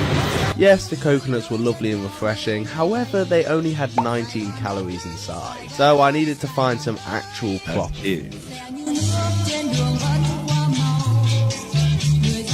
Eventually I found this beautiful looking place. Okay, so we've come to some, just some local place which is very busy, so I assume that the food's good. I need some calories, I'm starving. The food got served, some beef, rice, salads, and then a weird pastry looking thing. Let's hope they've cooked this properly. Yeah, I know, I'm waiting for you to have a bite first. To my surprise, the food was pretty good, so my empty stomach absolutely devoured it down. Snap, pineapple. Come on now. Fucking amazing. Yep. Which country in Africa has the healthiest foods? According to an international study published by the medical journal The Lancet, which looked at diet trends in different countries between 1990 and 2010, these countries had lower obesity-related conditions, high intakes of nutritious foods, and low consumption of unhealthy or junk food, classifying them as the top 5 healthiest countries in Africa. Number 5 on the list, Uganda. Ugandan cuisine is rich in dark leafy greens such as spinach or collard greens. Beans, legumes, and green banana are also really nutritious foods that are staples in the diet. Number 4, Sierra Leone. Sierra Leonean food is dubbed healthy because it's rich in fish, which is typically rich in omega-3 fatty acids. It's rich in plantains, which are rich in fiber and nutrients. And vegetable stews made with nutritious ingredients such as okra or eggplants or cassava leaves are also staples. Number 3, we have Mali. Food in Mali is rich in nutritious grains such as millet. Leafy green staples such as spinach or kale or collard greens are also typically eaten, and legume-based dishes are common. Number 2, the Gambia. Gambian food is also rich in seafood, leafy greens, and tons of fruits such as mangoes or papayas. Can you guess what the number 1 healthiest country in Africa is? Well, according to the study, number 1 is Chad. Food in Chad is rich in fiber from the consumption of grains such as millet and sorghum. Lentils, beans, chickpeas, and other legumes are also staples in the diet. Vegetable stews made with okra or soups made with meats and lean cuts of meats and fish are also staples in the diet. Do you agree with the list? There we go. Let's pause right there. We got a little bit more to go, but let's pause right there. Could you see how the difference between my man experience between the U.S. and then when he went to Vietnam? Yes. And here's one of the reasons. You know, I used to train, do some, I didn't bodybuild, but I hung with the guys I trained that did the bodybuilding. You know, the reason they got to eat all day, when you look at somebody like Ronnie Coleman or Phil Heath, is because when you eat nutritious food, it really doesn't have a lot of calories. You take a chicken breast and you take some rice, I mean, you're like at 200, 250 calories. It's not a lot of calories.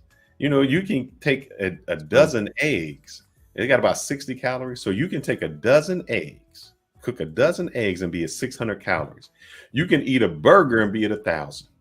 That dozen eggs, you try to tell someone, hey, you got to eat a dozen eggs, you're eating this. That's why they have to eat all day, because to eat nutritiously, there's not a lot of calories in it. Huh? You know, you drink orange juice and you compare that to an orange, you're entirely different. You're not getting no processed food. So the reason those other countries there's no obesity, because they're eating food. I know that sounds crazy. Let me say that again. They're eating food. In the United States, we are not eating food, man. We're eating something that is processed. Other countries are eating food. We don't eat food. I don't know what we eat. We eat something completely different. You go to somewhere else and they're eating food, your experience is entirely different. And that it makes it much harder to get to your 2,000 or 2,500 calories, because you don't have those same things. You're not eating the soda, any of those things. So have you seen that? I know you probably lost some weight since you've been there. Oh yeah, I'll be coming up on the video. You'll be seeing me in a second. Oh yeah. Oh man, D-Pain in the building. Shout out to you, D-Pain, once again. He says, my Mexican homegirl moved to Nigeria with her Nigerian boyfriend and said that she lost 30 pounds without even trying. That's not even trying. So all you guys who need Ozempic and you know, the diabetes shot, and they're doing all of that, it's your diet, because that's the first thing they say change. When you go somewhere, they say, what are you eating? How's your diet? That lets you know right there that the first thing is what you're putting in your system is affecting your system. Yeah. And that goes also, like you were mentioning earlier, testosterone, as well as your prostate. I mean, not your prostate, but your performance when it comes to intimacy. Some of you guys wondering why some of these old dudes in other countries can still bang some of these young girls and drive these young girls crazy in South America or in the Caribbean, is because of their diets and because of these guys. I've never seen this before, and it's the first time I'm going to say this. I have never seen so many chiseled homeless people in my life. It's till I moved to South America. There are some homeless people that are small and skinny, just like regular homeless people. But it's not uncommon for you to come across somebody that's homeless and they chop the heck up chisel. They may be skinny, but it's all muscle. And you look like, wait a minute, this dude, his hair might be looking crazy, beard might be looking crazy. He might only got a pair of pants on and no shoes, but his body is sliced up like he been in, and I've seen that over and over and over and over again in South America. What am I saying? I know people that are homeless that look better than many people I know that have money in the United States, and that's a shame. Yep. And you know That's how a I've seen it? shame. When I see those young guys and not like an older guy, and they go to shake my hand, and you know how they got the veins and everything popping out. You can see that it's like a bodybuilder's veins, man. That it's no fat, it's muscle. You see the cut in their shoulders where the shoulder separated from the tricep. It is so weird to see an old guy and they're not flexing. You see him do something and this tricep pop out. You're like, what the heck? Where'd that come from, man? And it's natural. That's it. That's natural. all natural. None of that stuff that we do to get there. I don't know how we do it. And then another thing I also want to talk about. I know we're talking about nutrition. Guys, think about this. How many other countries how we artificially do so much stuff. Even your mothers, they don't even breastfeed you no more, man. You getting Similac. So they training you from the time you were birthed to have things that aren't nutrition. You got a mama, they got 2 breasts right here full of food, and they rather give you Similac. That's the crazy part, man. We're so brainwashed that we're substituting the natural things that's coming out of a woman's body for something that we can buy in the store. Y'all spending money. Everything needs to be of convenience. Timothy says this. He said, Andre and AD, since I'm eating American food all my life, like most of us, he said, should I hire a dietitian to learn to eat right? I would say this, and let me hear what you have to say, AD.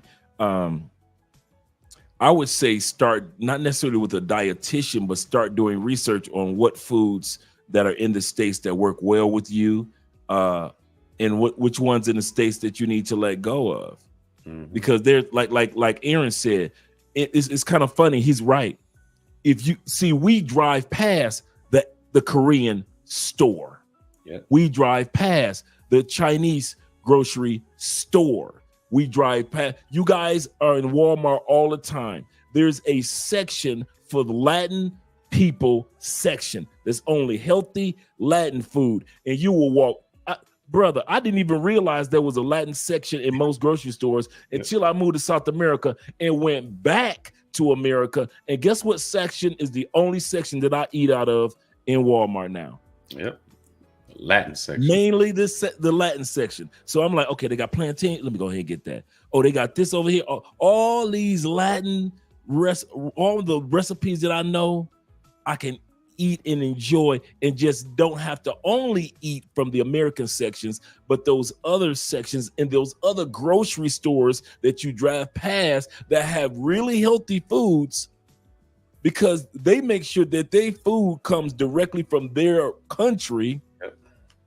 So they're like, okay, now I can make this recipe like back home. And so a lot of times I would say start going to the grocery stores of other countries that are located in the United States. That's one tip I have for somebody.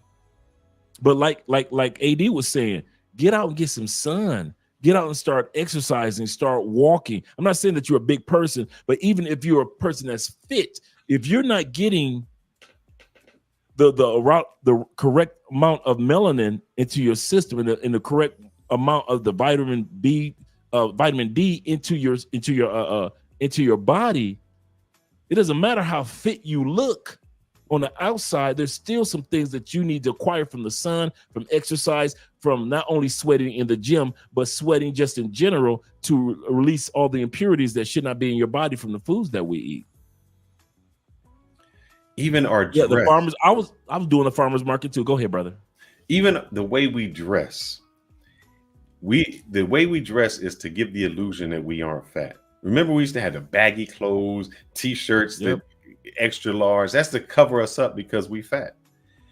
When you go out of the country, the women don't dress like that. The men don't dress like that.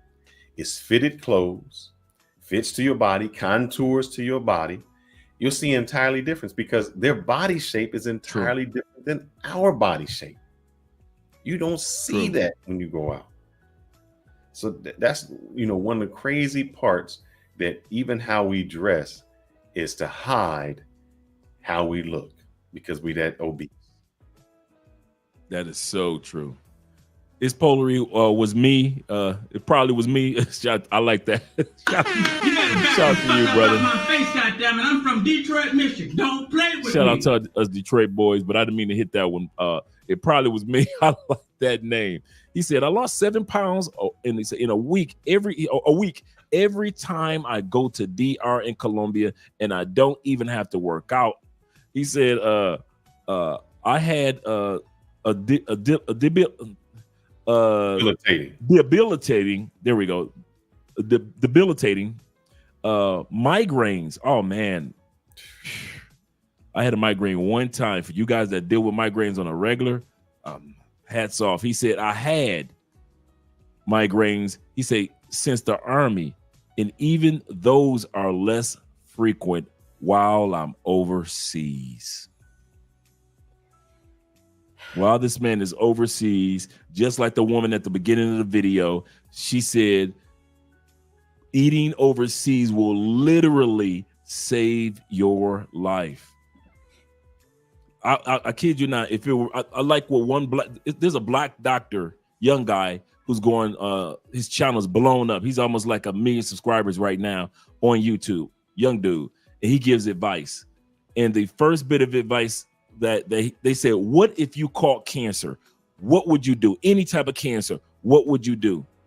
You know what this brother said? Well, I already know, I bet, but go ahead. He said, I would immediately cut all sugars out of my diet, and I would get a flight outside the United States. Because people don't know that cancer, the fuel for cancer is sugar. It's sugar. It fuels your cancer. Yes, it does. Yep, they don't know that. Yes, it does. Yep. And Timothy said this. He said, I meant if I were in Colombia, since I eat American. No, you ain't got to do nothing. Once you land, you good. Mm-hmm. You don't need a nutritionist. You don't need a dietitian. Brother, every restaurant you go to is your nutritionist and dietitian. Yeah. When you go to DR as well. Yeah, Bobby Price. Shout out to you, brother. Thanks for letting me know. Yeah, Dr. Bobby Price. I'll never forget. I started following him about a year ago. Hey, do me a favor, D-Pain. If you guys, any of you guys can, if you see Dr. Price's channel, drop the link to his channel so a lot of guys can subscribe tonight, because he gives great advice. And I'll never forget that it was a YouTube short that he did. And somebody asked him, well, what would you do if you got cancer? He said, I would literally eliminate all sugary foods or any type of sugar in my diet. And then he said, I would get a ticket outside the United States. He said, I would have to eat foods from other countries that are healthy for me, that are not processed with a lot of the unnecessary things in there for me to be able to beat this cancer. For me to be able to beat this cancer. So shout out to the doc. Let's go back to the video real quick. Finish off continue on with the next portion. I'm an American that lives in the UK, and I have American bread, and I want to compare it to UK bread. Let's go. Stay to the end, and I'll put the ingredients side by side on the screen for you guys so you guys can look at it and compare them. First off, let's address the size. American, here from the UK. Oh my gosh, I love the size of your guys' bread. This, you make a sandwich out of this does not fill you up. No. And then you kind of want to make another sandwich, and 2 of these is too much. So literally 1.5 basically. This is the perfect size. Absolutely love it. All right, back to the American bread. Yeah, so they put so much crap in our food, guys, over in the States. It's ridiculous. This slice of bread will stay fine, not get moldy at all for weeks, maybe even over a month or maybe 2 months. Like, I'm not even kidding you guys. UK bread, watch this. Oh, there we go. That was satisfying. This just, no. Anyways, UK bread, this stuff, you have got to make sure you seal it tight because it will go moldy right away. And I love that. That just shows how healthy this bread is compared to the American bread. Okay, I really don't want to eat the American bread. It's been so long, but I'm gonna do it for you guys. That is so dry. That is so stiff. Not tasty at all. But just like I remembered it. All right, UK bread. Oh my gosh. I wish you guys could jump through the screen right now and try this with me. It's so soft. Like, look at that. So delicious. So, 0 out of 10, solid 10 out of 10. Big T in the building once again. Welcome to Dallas. Welcome to Texas. Welcome to the States. American food is cool, but South African food is the best.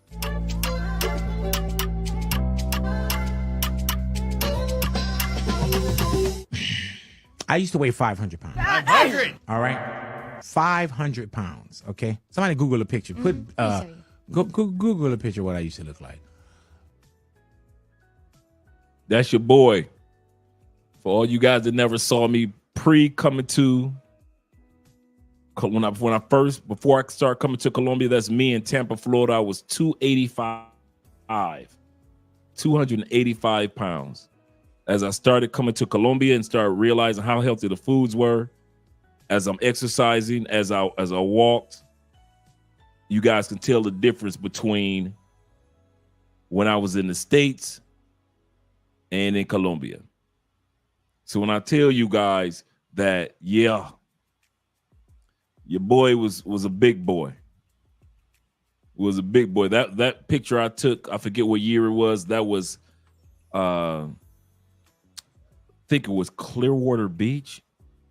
I think it was Clearwater Beach when I took that photo. There you go. Man. Come on now. I mean, come on now, brother. I'm not saying nothing. It just come on now. You was looking bad. You was looking bad. I was looking bad. Your head was even big. Ain't that crazy? Come on now. Your head. Hey. That's what you call a milk dud. Man. That's what you call a real milk dud. Come on now. I had the audacity to be smiling with a milk dud.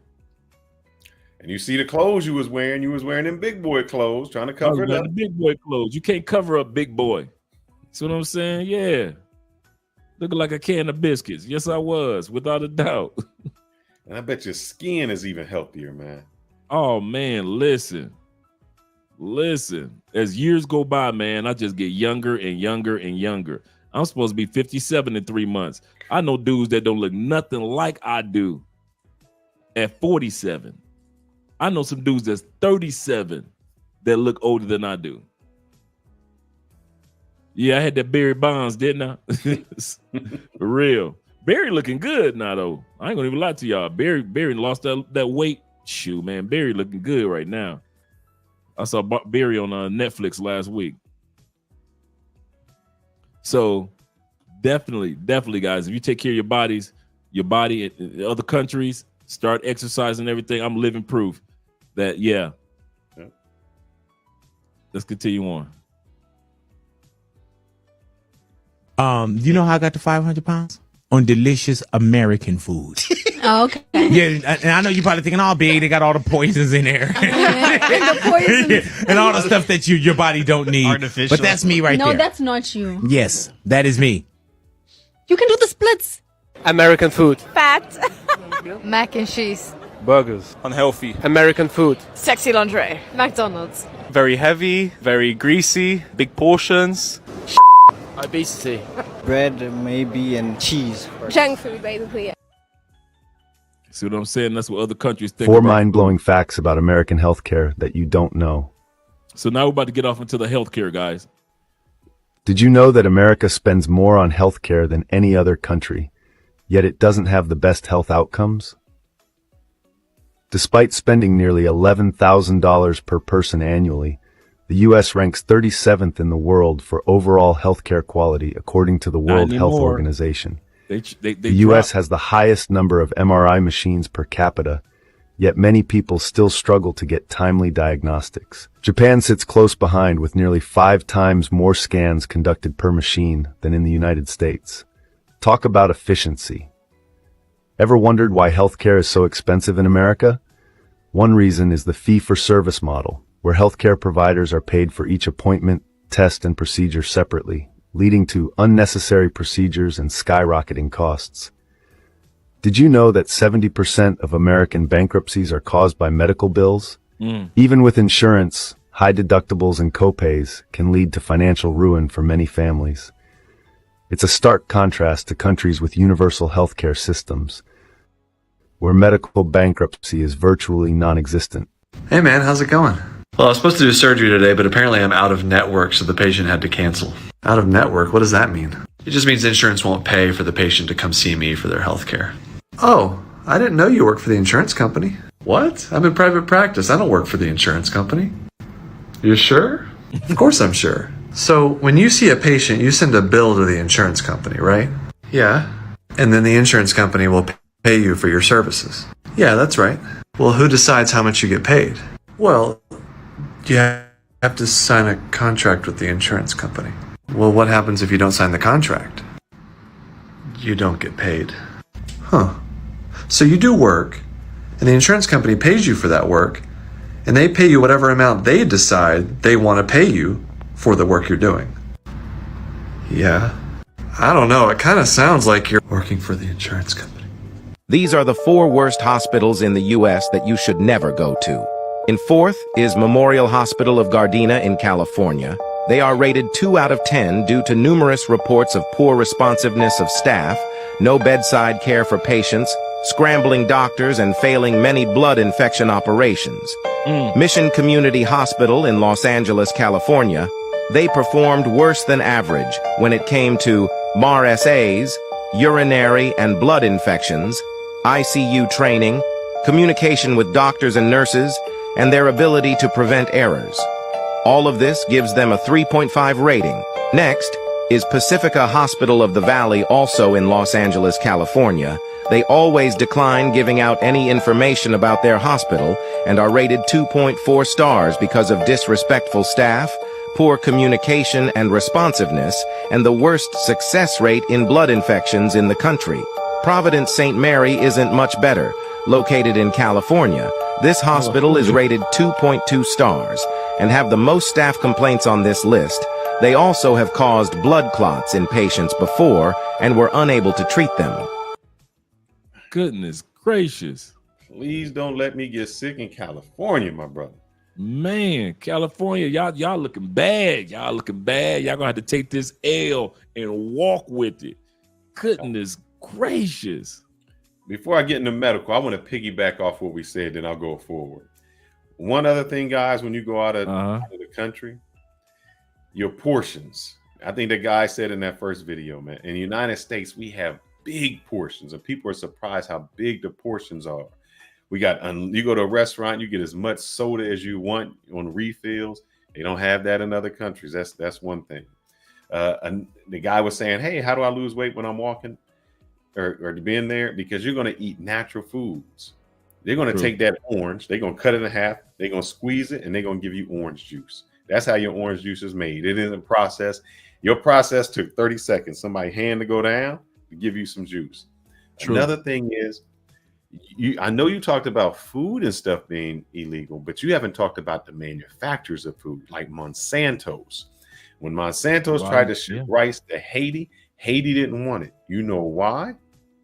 One, it was cheaper for us to ship rice to Haiti, but number two, this is what Monsanto does.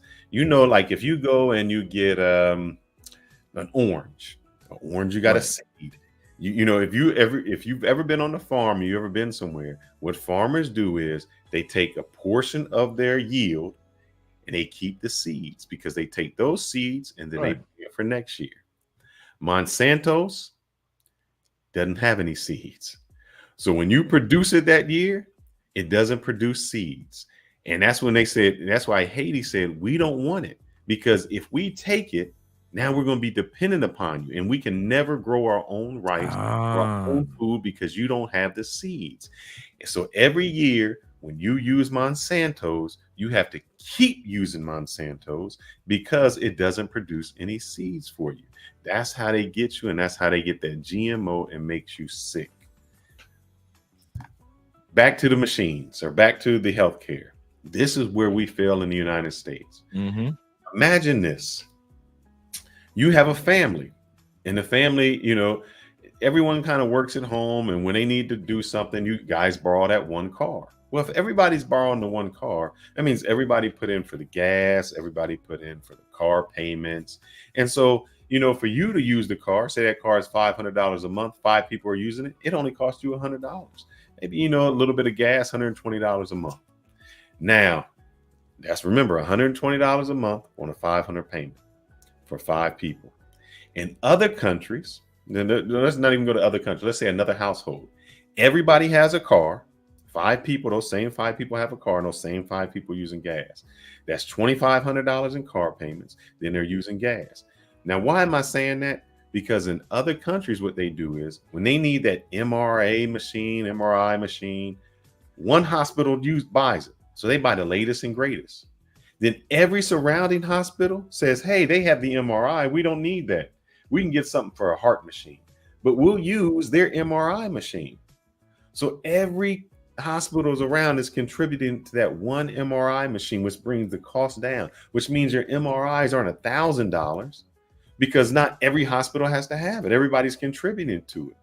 That's how they do it in other countries where they don't have, where every hospital doesn't have to have the latest and greatest. They share the resources among the hospitals. So that makes your cost even lower. That is so true. So true.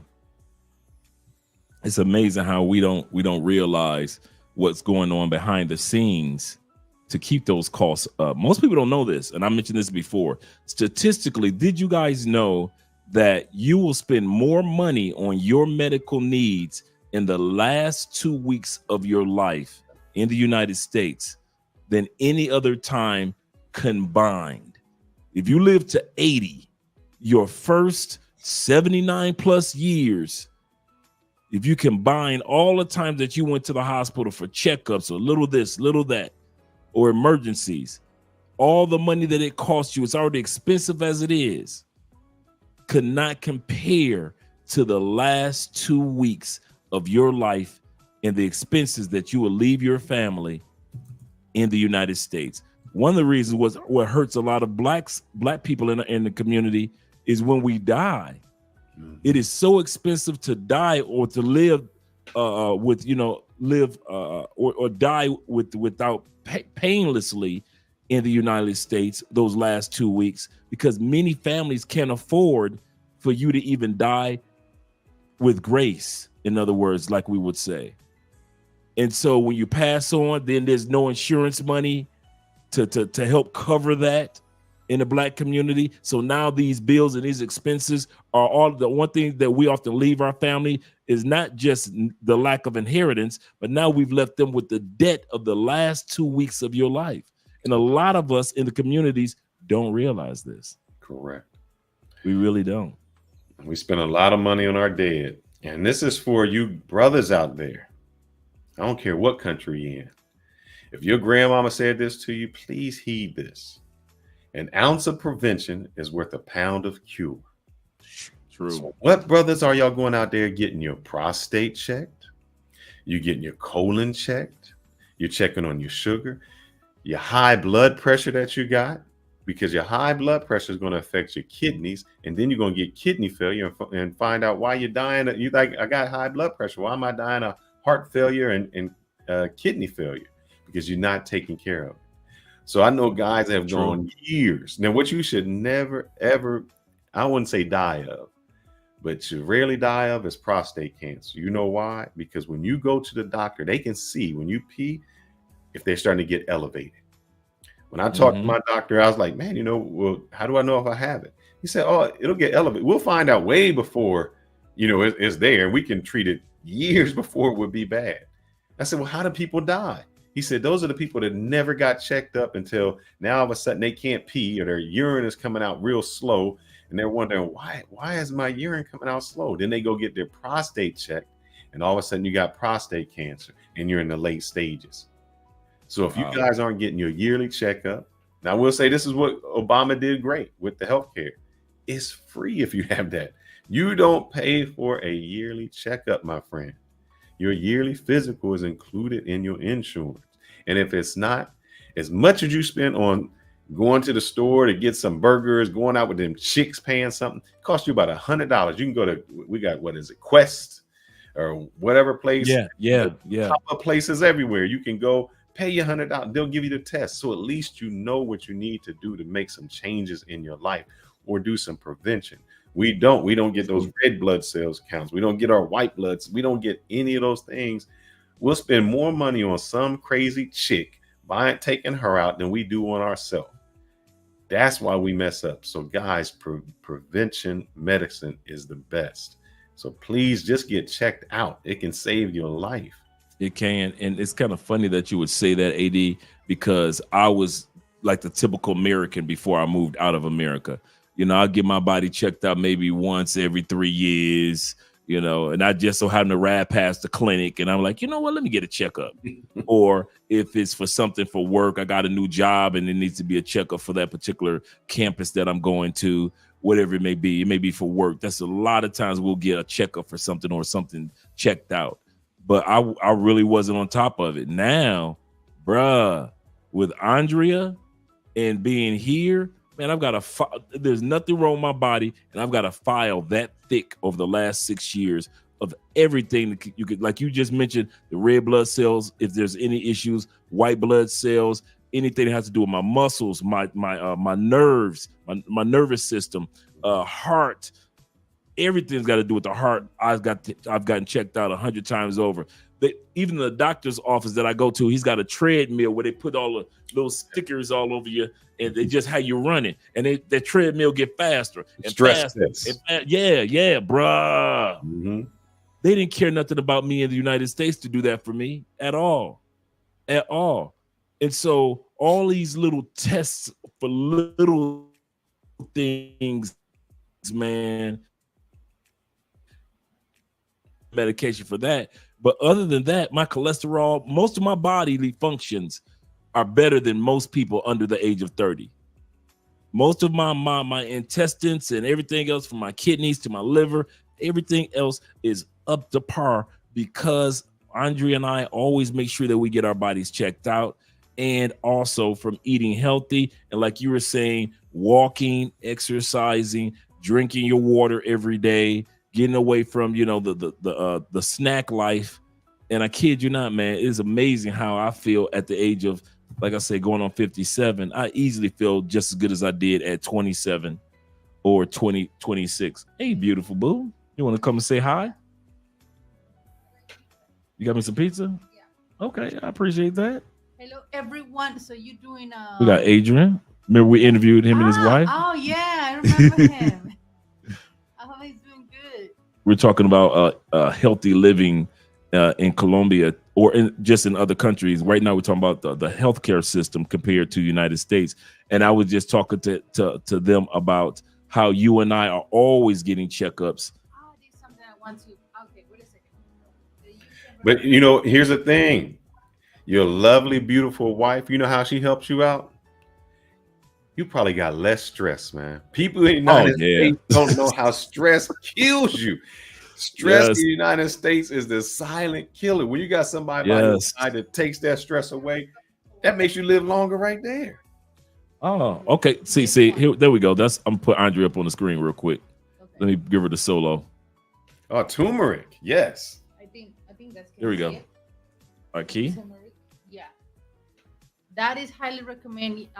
When Andrea got his colon checked, the doctor told him that I take it with water, but Andrea got the pills here. I think you got right the here. pills around. Here we go, right here. I've got the pills. The pills, or you can find the pills. And he say that helps a lot for avoid a lot of cancers, type of cancers, colon cancer, for your arteries. Your arteries. Your heart, cholesterol. So I take this one. I bought this one like months ago, and it's still like, because I use a little bit. This is very helpful. This is the cousin of ginger, because it looks like. But yeah, you guys, I take it every day because it helps a lot for you guys if you got fatty liver you know, is very helpful. So I got this one in Price Mart. So it's very All right. helpful. Yeah. And in the States, if you don't want to take this, because this sometimes, what do you say, babe? Bleach your teeth. Mhm. Because it's really, the color is really strong. So take the pills like Andrew does. Mhm. Same thing in pill form. Mm-hmm.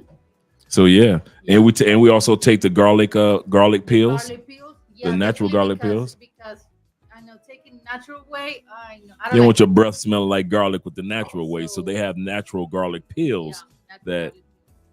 But Andre, ask him this. Ask the people in the chat how many of them have actually even seen turmeric, or actually even seen a garlic bud. Like a lot of people, I know you're talking your wife where she's saying I don't want to eat the garlic. A lot of people don't even know what a garlic bud looks like. I was saying a lot of people don't know what the garlic looks like. Bud looks like. They don't even know in the United States. They probably have never had turmeric in their life. Yeah, put a 1 in the chat if you've ever even eaten turmeric. They don't know. Like I didn't know like garlic. I was like, you got to peel it and then you can squash it and do. I didn't know that that's really how garlic was made. Yeah. So in the United States, we never see the raw product of something. We always see something so refined that it doesn't look like it originally does anymore. So we couldn't identify it. If we talked about before when we were on Austin's channel, if the world came to an end, we would be walking through the forest. We would have a whole fleet of good things for us, and we wouldn't know what it was. We'd probably be picking poison ivy instead of the fruit and berries, just because we never see it in this raw form anymore. We have no idea what it looks like. Yeah, I mean that's trying to help you a lot, you guys. I mean, like all doctors say, everything you can avoid with your diet. And I know that in the U.S. and other part of the world, the diet, like we went in Europe for 20 days, and we're looking like pregnant people. Seriously, like I say, babe, look at me, like seriously, I feel like this. Yeah, I feel like this is not my diet. I miss my fruits. I miss my vegetables. I miss my olive oil. I miss my, my food, my food. Yeah, seriously. But in DR, I think we thought that with Andre, we had that conversation that DR got really good things, and probably one of the best trips in our lives. Trips when it comes to food. We always say DR. They got a lot of fruits. They got a lot of vegetables. They got a lot to offer, and you got the choice, So I like DR because seriously, it's really good. Curry is the best. Well, I don't know. This is not curry. This is turmeric, but curry, I don't think this is curry. No, it's not. It's different, right? It's different. Okay. But curry is good for you too. Yeah, curry is good. Yeah, for real. And it's not to put your wife on a spot. I don't know if she mispronounced something that said poop. Did she say poop? Did you say proof? No, poop. I think she's like poop, but I think she mispronounced it. If she did or didn't, I was going to say that's another thing that people don't understand. I know in the United States, people say, I've gone 5, 6, 7 days without eliminating using the bathroom. Yeah. That's not good for you. I'm like, this is crazy. You holding on, you eating everything, and you're not going to the restroom on a regular basis. That's sad, because when y'all eat fruit or something like that, you can just feel it. It's going through you. Your body's clean. You have that. So a lot of you guys are not using the bathroom on a regular, consistent basis. That's that gut health. Yes, really. Just eat a whole papaya. You go to the bathroom immediately. For real. That's true. Papaya will clean you out. Clean your. Yeah. Seriously. Yeah, it is. Okay, babe. I'm gonna enjoy my pizza. I'm gonna let Andre to continue with the live stream. Okay, little mama. Okay, babe. Take care, and hey, everybody, to the chat and to the group and everything. All right. All right. How's your missus doing, man? I was trying to yell at her because she brought some prunes, man. Because that was the thing. It's like, hey, let me get these. You just put that in our diets. I start putting that in our fruit salads. That and dates. Yep. So I was just laughing when I was talking about the restroom, because it's like, hey, that's got the prunes to make sure your system is regular. All of those things. And And a lot of guys, if you see it, you can see it on people's skin, man. You got your skin is inflamed. You got all the bumps because your body is trying to release all those toxins. We're not doing that, man. You should be, when you wake up in the morning. And here's another thing. If any of you guys have pets, when I used to have a pet, I used to take him for a walk in the morning. The first thing he would, if I didn't take him for a walk, if he stayed inside, he didn't use the restroom. He didn't poop. When you take him for a walk and you start having him go outside, walking, his body automatically had to do it. So a lot of you guys wake up, you don't walk, you go to an office, you don't even exercise. If you go out and start working out in the morning, you'll feel it. Your body's like, hey, I got to eliminate this. So a lot of you guys are not walking, not eliminating any of that. And your body starts to get congested with that. So you should be getting some morning walks in. I know nobody likes to talk about poop or something like that. But think about this. You ever say, we want your stool sample? Why do you think they want you to all the time here? Yeah. All the time, brother. All the time here. You're doing a checkup. They do want that sample. Absolutely correct. Timothy Bright, no, my brother, no, not in a bad way. Timothy, let me tell you a story, man. I dated this girl who was a vegetarian. She lived in North Carolina. I went down to meet with her, and she had to go to work, so she left me there all day. So I'm like, there's nothing really here. I'll drink some tea. Drink like cup of tea, made 3 cups of tea. I'm just drinking. She comes home and she's like, hey, you want to get something to eat? I was like, yeah. I was like, I just drank your tea. She's like, tea? I don't have any tea. I was like, yeah, here it is right here. Andre, I drank 3 cups of smooth move tea. I was like, I'm good. 2 o'clock in the morning, brother, my eyes woke up. You talking about elimination of everything I had in my whole system. So smooth moves, if y'all don't know, it's a tea that you drink. And the reason I use it is if I go out of the country, sometimes when your body changes the food that you eat, you find it difficult to eliminate the waste. And you'll be like, man, I'm feeling big. So I take that smooth moves. Matter of fact, we might just have some. I take the smooth moves when I go out so that my body can start regulating, because I want to get all that American food out of me and start getting the good, nutritious food in me. But Timothy, that is a powerful drug, brother. Don't do like me. 1 cup is enough. Just wait a couple hours. It's like Novocaine. It will work. So smooth moves, and he's right. That smooth moves is not a joke. But they take your stool sample. The reason they take your stool sample, man, is so they can know what you have, what your body's eliminating, because that'll let them know what your colon has, all of those things. So it's very important. And they'll tell you, how was your stool? What's the color like? Does it float? Was it just a drop? Was it long? All of those things, we don't think that way, but all of those things matter. Even the way that we poop, we're not eliminating it because we're not squatting. Go to Japan. Even when we were in Thailand, there was a hole in the ground. You know why it's a hole? Because now you have to squat all the way down. You're not just sitting on that toilet. You are squatting in the squat position, what makes your body start eliminating all that, where you don't get up and be like, man, I still got to go. It eliminates the way. I know it's weird, and the way you poop really helps you out. We don't do that. We do it for convenience. We are all about convenience. We want to sit up. Yes, we are. Do everything. That's not it. That is not it. Those are good points, man. Excellent points. And shout out to Mrs. Spence showing up, surprising us. Let's continue on with the next segments of the video. Once again, guys, tonight's episode is about, is America the greatest country? And we're talking about the foods and right now the healthcare system. So let's continue on. What country has the best healthcare? Oh my god. Is it like the Netherlands? That's wrong. What country has the best healthcare? England? That's wrong. What country has the best healthcare?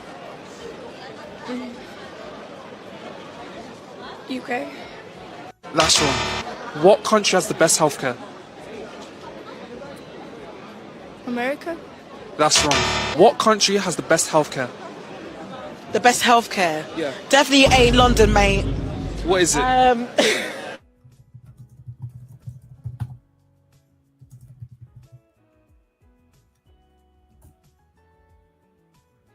I don't know if you're frozen or not, but I don't know the answer to that question.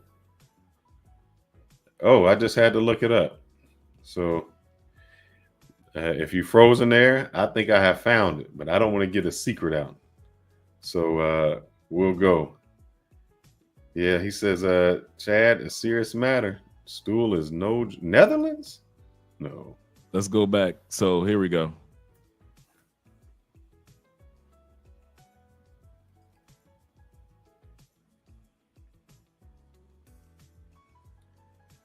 Let's see. 9. Netherlands. 8. Iceland. 7. China. 6. Israel. 5. Taiwan. 4. Norway. 3. South Korea. 2. Singapore. 1. Japan. That's crazy. That's hurtful. We're gonna pause this right here because I want you.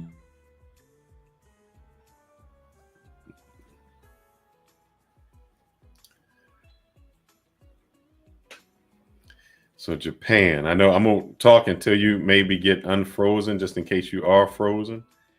Japan, I want to find this word that they use in Japan. Let's see. What word?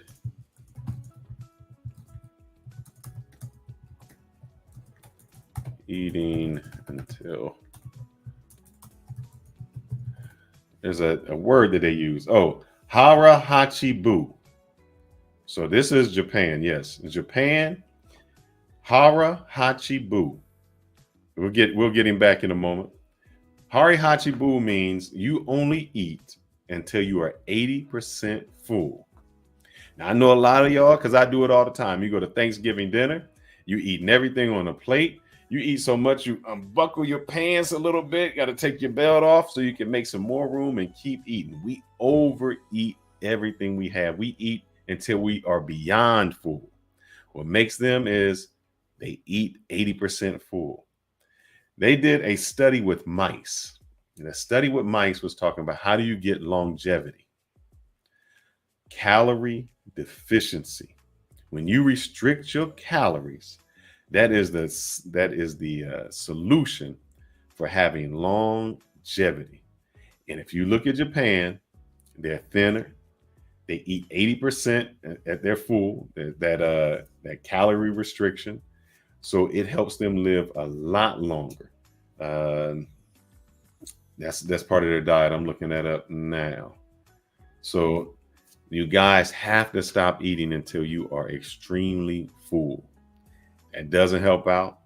I know when you're younger, I'm helping you out, Andre.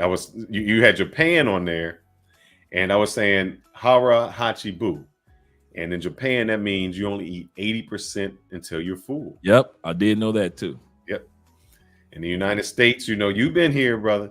You get to your Thanksgiving dinner, we start unbuckling our pants, we let it a little loose, we eat, then we got to get dessert on top of that and everything else on top of that. Then we got to get seconds. Is the greatest country in the world. Go ahead, brother.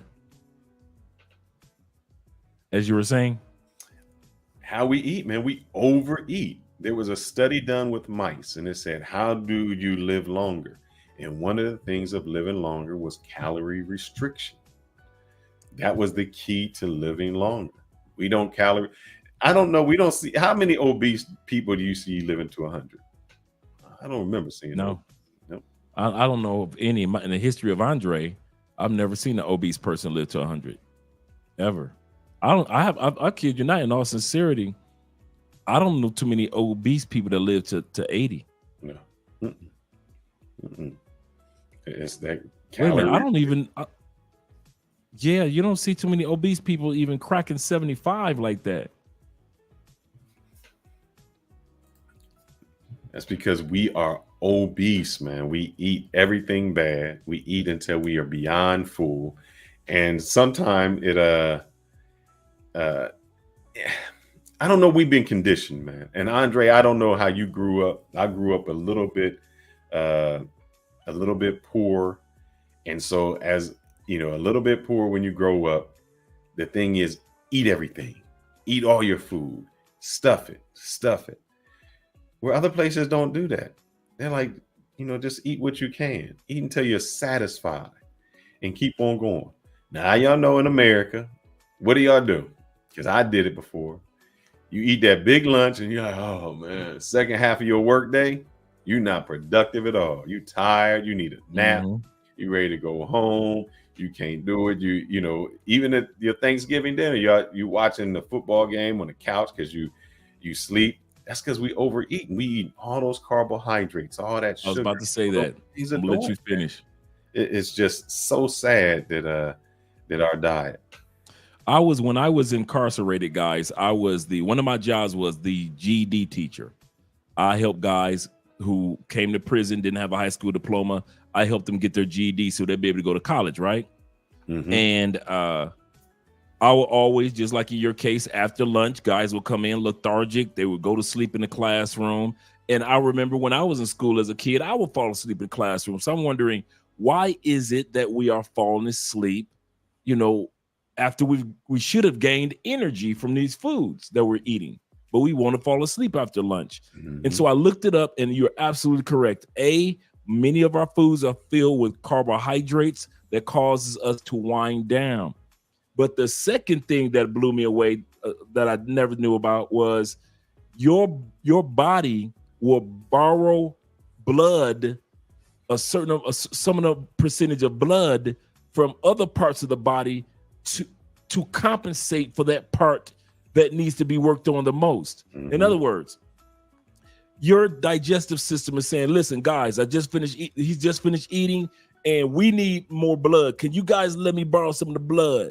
So some of the blood that usually flow to your feet, a little percentage of that start going towards your digestive system. Some of the little bit of the blood that usually flows to the brain, a little bit of that is borrowed by the digestive system. And all of a sudden you're lightheaded and you're ready to go to sleep, not only because of the carbohydrates that you digested, but also due to the fact that the blood flow to the brain is not going as much as it normally would if you hadn't been eating those heavy foods that the digestive system is saying, help, I need more blood, need more oxygen and to be flowed down here, need more white blood cells and other blood cells to sit down here. And so the body literally borrows from each other in order to compensate for the use of your digestive system, and that's what gives you that itis that we all call the itis. That's right. Yeah, that itis. And Timothy said, he said, I want a Japanese wife in the wintertime with snow on the ground. He said, so much hair below till you can see it. A fantasy because it's hot now. He said, I would see Japan in the wintertime. Hairy is a plus in Japan. Shout out to you, Tim, and all you brothers and like Theo and all you other brothers that are enjoying Japan or planning on going to Japan. Yeah, and that carb addiction is bad in the United States too, being addicted to carbohydrates. So here's the thing, Andre, sleep is good, but how many of y'all really get 8 hours of sleep, man?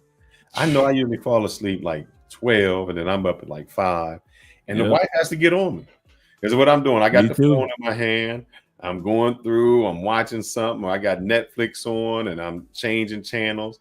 And then even if I wake up, I'm not getting the good 8 hours of sleep. I don't feel rested. So you get half your hours of sleep during the day and you wonder why you sleep the rest of the day. We don't understand how vital sleep is, man. Before the advent of lights, we used to go with, what is that cycle? There's a cycle that they call it, like your sleep cycle. Yeah, like your sleep cycle. Yeah. So we used to have the sleep cycle. So when it was dark outside, you came in from farming, you went to sleep because there wasn't really anything. You ate, and then you woke up when the sun rose. We don't do that anymore. No idea. So our sleep is messed up. And what you don't understand is your body needs to sleep. Oh yeah, he said it. The circadian rhythm. You are circadian rhythm. Yep. That's what I was looking for. Thank you, sir.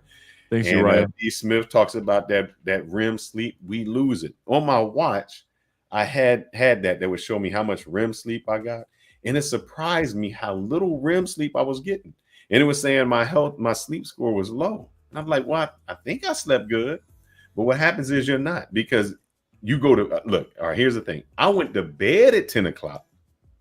But I didn't go to sleep till 12:30. That's the difference. You go lay down, but you up on watching TV, you checking your phone, you respond, you're doing everything else but going to sleep. And so you say you went to bed at 10, but you didn't go to sleep. And that's when your body is repairing itself. So we never let our body repair ourselves. And we wonder why we got these colds, why we get this stuff. We can have a bad healthcare system, which we all agree the United States is not the best. But even in that bad healthcare system, we have to take some initiatives ourselves to make sure we're doing the best in a bad situation. What we sleep, how we eat, how we exercise. True. So we can blame the system all we want, but we still have to take some responsibility on us to get those things done. You know, our stress level, man. You've been in the States, and here, you know what a crazy thing. I want to know if this is true, so I'm gonna ask this question. I have seen guys go to prison, right? And they'll be there 20 years. And they come out, you're like, damn, bro, you look young. It's like they look young. They didn't age a bit. They come out, they had no gray hair. They come out to the streets. And you're like, damn, man, you only been out 5. And that looked like they stressed out. Their hair done turned gray. It looked like Obama. You know, Obama came out and he went to service and he came out with this gray hair. Why is that, man? Is it that you just don't have stress? You got a routine? Why is it that your eating habits are regulated for the most part? You might get, go to the commissary, get a few snacks in prison, but you ain't really getting nothing for real. Some ramen noodle soups and a couple of chips. So you really ain't eating snacking like you did in the States. You're not drinking liquor. You may have the prison hooch, but most guys aren't drinking that. So you don't have liquor in your system. You have a regulated sleep pattern, because when it's time for lockdown, 10 o'clock lockdown, guys, all lights going out, telephones off. So all lights are out. The weekend, you thought you was doing something special in prison on the weekend when the lights staying on till 12. You thought you was doing something big, but most of us was going to bed and going to sleep at 10 anyway. So, you had now you had that pattern. A lot of us got into spiritualization. So a lot of you guys are Nation of Islam, Christian, Muslim, Catholic. You start focusing on your faith. So now you live in a meditation life. Even the guys that were Native Americans started doing their form of worship. And so now you have a spiritual life again. You're a reader in prison. So because you read all these books, so now you're becoming aware of things that are going out. And I'm not talking about like Damon Wayans' character when he was the dude that was out of prison trying to use all these big words. I'm talking about like you're really becoming more aware of the world beyond the world that you knew. Mm-hmm. And so now, back when I was in prison, you could go to college. So now guys are going to college because I helped them get their GED. And then they would enroll in college. So now you have so many guys at that time period in the 90s were able to come out with their master's degree, bachelor's degree, associate's degree. There are guys that came out of college with 2 different masters because we did it because we had the time to do it. And we would say that we were preserved in a jar. So while you guys got to deal with the everyday stresses of politics, the everyday stresses of family issues, the everyday stressors that take place, we're being, protected from that in a way because we were incarcerated. We can't do anything about it. The bills are due, baby. Well, mama, I'm gonna keep y'all in prayer. And once you hang up that phone, you have nothing to do with the bills that are due in the outside world. So a lot of those stressors were not there. So by the time we got out of prison, and I know that's one of the reasons why I look 10, 15 years younger than most dudes my age at 57, because I was put in that jar for 10 years. And because coming out, I'm looking at other dudes that's 47, 57 years old. I'm like, dang, y'all niggas look old. Boy, y'all fat as a fuck. I say, man, y'all 57 years old? Or, I got, you know, I got what's called appreciation, what young ladies like gray, but some of you dudes, it's bags up under your eyes. You got worry lines, and life has stressed you out. You've been drinking, you've been squinting so many years because you smoke weed every day. So that's what all of a sudden you got the bags under your eye from smoking. Some of your eyes are yellow. You know, the pupils are yellow now. It's like, man, life has done some of you dudes bad while I was in prison. Mm-hmm. And so you're absolutely correct in regards to that. But let's look at this list. I want you to see this list because this is important. This is the list of 2023 top 50 countries when it comes to medical health care in the world. Let's take a quick look at this list. Now, number one is, and I'll read it for you guys. They have Singapore. So you can switch it back and forth between Singapore and Japan. They have Singapore number one, Japan number two, South Korea number three. What is that? Taiwan number four, Japan, as well as Israel, Norway number seven, Iceland number 8. I can't read what number 9 is, but number 10 is Switzerland, and we've got the Netherlands. Now, guys, when I say United States, okay, we're gonna say it. All right, Netherlands, Luxembourg, Germany, Japan number 14, Finland number 15, Denmark number 16, Italy, as far as healthcare, number 17, number 18 is Belgium, number Malta is number 19, France. Also, we've got Australia, Austria. I can't see the Ireland. I think that's Ireland or Iceland. Yeah, Ireland, number 23. Number 24 is Slovenia. I can't see what number 25 is. Number 26 at the top of the list. Spain is number 26. Number 27 is Cuba. We're talking about the third world country. That's an island, and they rank for medical because Cuba has some of the best doctors in the world. Just want you guys to realize that. A lot of medical students go to Cuba from the U.S. for medical school. Number 28 is Czech Republic. The number 29 is Cyprus. Number 30, Costa Rica.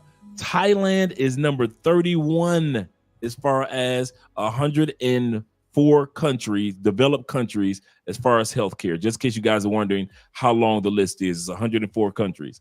Okay, Costa Rica, number 30. Thailand, number 31. Canada is number 32. You would think it would be higher, but only number 32. UAE is number 33. 34 is UK. Uruguay is number 35. Number 36, which I already knew that. Colombia. Have you guys heard me say the United States yet? Nope. We're talking about the greatest country in the world, greatest of the greatest. Have you heard the United States yet come from my mouth? Let's continue on. So Colombia is number 36. Number 37 is Estonia. Qatar is number 38. Portugal, number 39. I thought Portugal would be a little higher. Number 40 is, I can't even pronounce that one. That's a small island. That's the crazy part. That is a small island off the coast of Africa. I mean, a small island. It is. The only reason I knew that because the young lady from I watched Andrea watched the last Miss Universe, and she was she was so gorgeous. She was one of the top 10 finalists in Miss Universe like a year and a half ago. And so I looked up the country. I was like, where is that country? Seychelles. That's right. Seychelles. Thank you very much, Mad Villainy. And it's a small island off the coast of Africa that you would never imagine being in the Miss Universe pageant, but they were in it. That's it. And then we got number 40 with Greece. And then we've got Malaysia at number 42. We got Kuwait at number 43. Come on, all these places that we criticize as Americans. Have you heard me say America yet, guys? We out of the top 50 countries in the world for your medical needs. We're talking about the pills. We're talking about the checkups. We're talking about the surgery. We're talking about the ambulances. We're talking about the after after operation, the post-ops. We're talking about the emergency rooms, the full-scale medical care. We're talking about nutrition, all of this. The United States doesn't even rank in the top 50. Sri Lanka is number 30, is number 47. Poland is number 48. See what I'm saying? Vietnam, number 44. And Vietnam is probably number 44 because they're number one when it comes to they don't have that much obesity. So not everybody's running to the hospital all the time. So all you guys that today we talked about, we got a little bit more of the video to go, but today let's go ahead and ride through this video.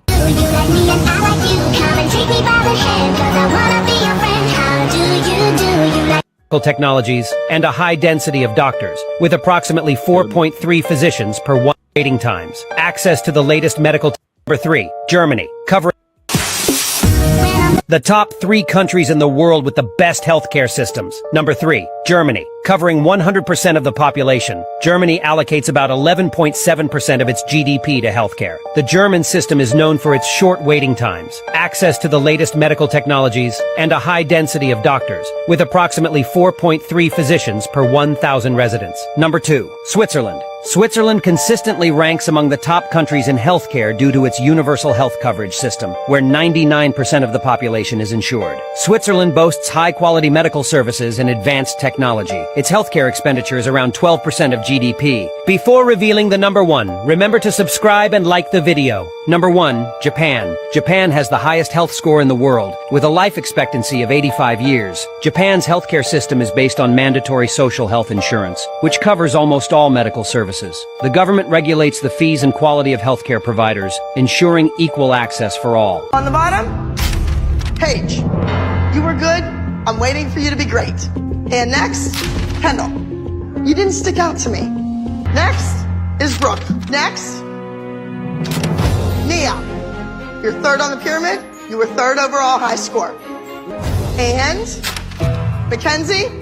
And on top of the pyramid, going 3 for 3, once again, is Maddie. If you got money, you're fast tracking the service and you're fast tracking the treatment. That's so interesting you say that, because there's this big misconception about third world countries and their health systems. People seem to think that they're just inept and they think that they're stupid and they don't know what they're doing. There's a lot of doctors coming out of India, man. That's a third world country. You know what I mean? Let me tell you they're not uneducated. They know what they're doing. Number 1. Number 2, here's the difference between a health system down there versus a health system up here. Down there, if you got money, not only are you skipping the line, but you're fast tracking the service and you're fast tracking the treatment. Up here, you don't have that kind of luxury, and they take forever to get back to you. But that's the end of that video, and I can attest to that last part that gentleman said. Me and Andrea, our waiting period has cut down. Dude, I do not wait in the doctor's office like I did in the States. It is cut down tremendously because we have the best health insurance. And like he just said, if you're able to afford the best, you're able to go to the front of the line. Dude, it's times where I be walking in there and it's a whole room full of people. Kid you not. Man, Andrea Space. And I've been there maybe like 5 minutes, 10 minutes. And so since you as an American can afford the best health care in that area, meaning let's say for Colombia, for example, you can, in other words, you can afford to get to the front of the line because you can afford the best health insurance. Whereas another reason why we get the best health insurance, because we have locations all over the country. All over the city that we can get to where those that can't afford it, they have to go to that particular clinic or this particular clinic. To whereas we don't have to drive to the other side of the city to get to that particular hospital. There may be one that's right here, not even 5 minutes away. It's those little things that you find that you can afford. House calls. We get house calls. A part of our medical, we've gotten house calls. Yes. Not everybody can do that. And it's not expensive for us. And it's not expensive for you guys who make money online. But if you were try to get that type of medical service in the States, you're not getting house calls in the States as a regular American citizen or a regular citizen of UK or Canada. It's those little things. You're not cutting through the emergency room lines. You're not being able to get services a lot faster. Why? Because many of us in the United States got decent health insurance, but we don't even know what the best of the best health insurance in the United States looks like, to be able to not have to sit in the doctor's office 3, 4, 5 hours, or at a clinic 2, 3 hours all day long. Dude, I have never did that in Colombia. I think the most I've ever waited in Colombia, and this is like when everybody had a cold in Cali, it was like maybe 20 to 30 minutes. That's the most. Usually when we walk into a doctor's office, by the time I sit down and I get relaxed, maybe 5 minutes later, Andreas Spanks, Andreas, because they always put an S on my name, Andreas Spanks. So he's absolutely correct. What has been your experience when it comes to medical in other countries? Well, first, let me say this. In the United States, if it doesn't make dollars, it doesn't make sense. Facts. And I'm going to give you an example. I want you guys to look up, it's called CIMAVAX-EGF. CIM AVAX-EGF. And you're going to be like, well, what is that? That was Cuba, who had a cure for lung cancer. They found it. They had a pill. They wanted to give it. Hold up. Let me say this. Not sell it, not make a profit. They wanted to give it to the United States. United States didn't want it. Why? Because it didn't make dollars, so it doesn't make sense. Cuba said, we don't want to profit from it. This is a lung cancer treatment developed in Cuba. We want the world to have it so it can cure people. United States said, nah, it works. It'll help, but we can't make money off of it. Other countries, when you're looking at like vitamin E deficiency, which causes Crohn's disease, anything like that, vitamin E costs a penny. They don't want to treat that. There's no money in that. No. I can't help these people out with their disease because it's vitamin E. It's going to help them, but it's only going to give me a penny to do it. Not going to help me at all. So the sad thing is what they're saying is so true, that United States, we don't want to make you better. We don't want to make you better. We just want to keep progressively treating you worse. More medicine, more medicine, more medicine. Instead of the doctor saying you're taking high blood pressure, how can we get you off? They say, oh, well, we got to increase that. It was 10 milligrams. Now it has to be 20 milligrams, something crazy like that. And we have this idea in our mind that, we do have great doctors. Nothing wrong with that. True. It's the system that is messing those doctors up. They can't spend time with a patient. Why? Because the insurance company is taking that. So it's not trying to spend time trying to cure you. It's how they can. I wish I could find this article where the woman was in the insurance place and her only job was how I can refuse to give you, like when you call in and say, hey, we got to give an exception for this. Her job was to say no. Her only job was to say no. Wow. So our job isn't to cure you, it's how we can get around. And we'll say, look, and when they finally approved it though, right? The guy was dead. It was like, yeah, we approved it. He's already dead. We don't look for that cure. And you see, when you go there, when you've gone there, how they treat you is entirely different. It's like, hey, you feel like you in exotic care. Like, man, welcome to the resort. I'm going into the resort to healthcare. They're trying to help me out. I feel great. If you are available, first of all, everything that you were saying is hitting right on. If you're available this Wednesday, we're going to be doing the part 2 of this week's series on, is America truly the greatest country? We've already dispelled that myth so far when it comes to food, when it comes to medical. this Wednesday, we're going to be doing the veterans. Is it true that America is the best country if you are a retired veteran? We're not talking about your benefits. We're talking about the whole, because we're talking about life, your whole life. So I'm not just talking about the money that you get. We're talking about once you get your benefits, is it the best country for you to stay in or take advantage of your benefits? So we're going to talk about that this Wednesday. Shout out to Leslie being here. Leslie says this. She says it's a business to keep you sick. Yes, it is. It really is. It is so profitable in the billions. And there's this the other thing that we hadn't mentioned, AD, is the recalls.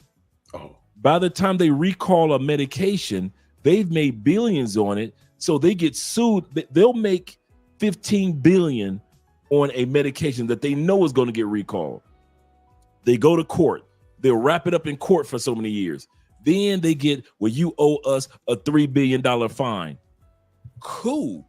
I just made 15 billion 6 years ago, kept it tied up in litigations for 6 years. Now the judge says you owe 3 billion. Cool. I'm willing to give back 3 billion and keep the other 12 billion that we made.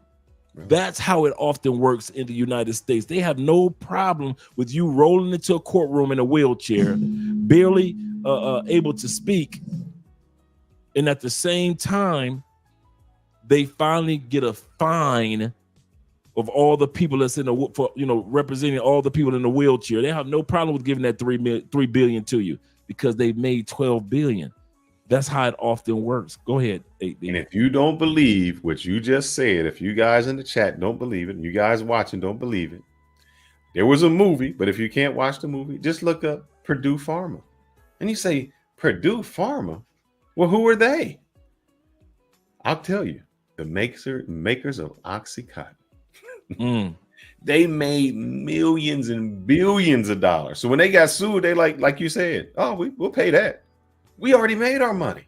We can file bankruptcy because we already got our money. You're suing a business. It doesn't matter. I'm the individual who made all the money. Sue the business all you want. Right. We don't care. We don't care. And I see, I know, shout out to D. Thompson. I know he said he went to the doctor and his blood pressure was the lowest in years. Here's what I want you to think about. When you have high blood pressure, what do they tell you to stop? Lower your salt intake. Lower your salt. In the United States, how do we preserve all the food that's in those cans? Salt. That's sodium. So when you go to those countries, like, oh, this tastes bland, it's because they're not using all that sodium and salt to preserve your food because it's fresh. So when you eat like that, it automatically goes down. When you're eating that processed food, how do you think it stays? How did that meat stays fresh? It's salt that they put on it. All that sodium is what's preserving that food. So when you're eating it, you're even if you say, man, I don't put salt on my food, it doesn't matter. It's in everything you eat. Without putting it on there. Yep. You know what the crazy part is, Adrian, now that you say that, we've used a can opener, like to open up, like you guys got string beans in the can, corn in the can, every vegetable and fruit in a can or frozen. I'm sitting back thinking while you were talking, I've probably used a can opener to open up a can of something in the last 6 years in Colombia.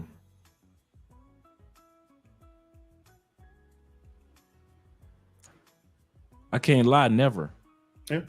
My wife didn't know how to eat. I think Andrea with some chickpeas, maybe every blue moon she'll get a can of chickpeas, but we don't have any. Dude, it's rare that when we go to the grocery store, we buy a can of anything.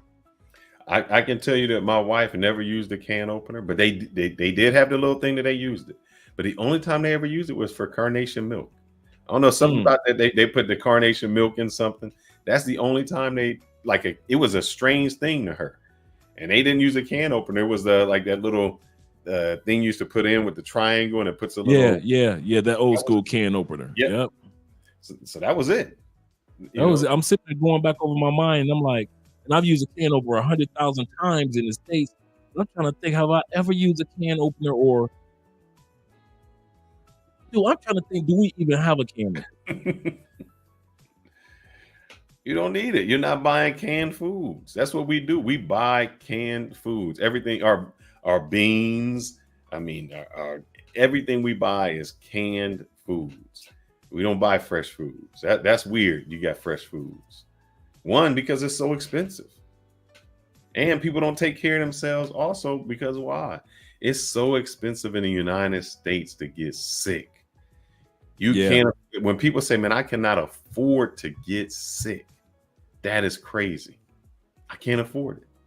And so what happens? You say, well, I know something wrong with me, but I'm not going to the doctor. So by the time you finally get to the doctor, it's too late for you.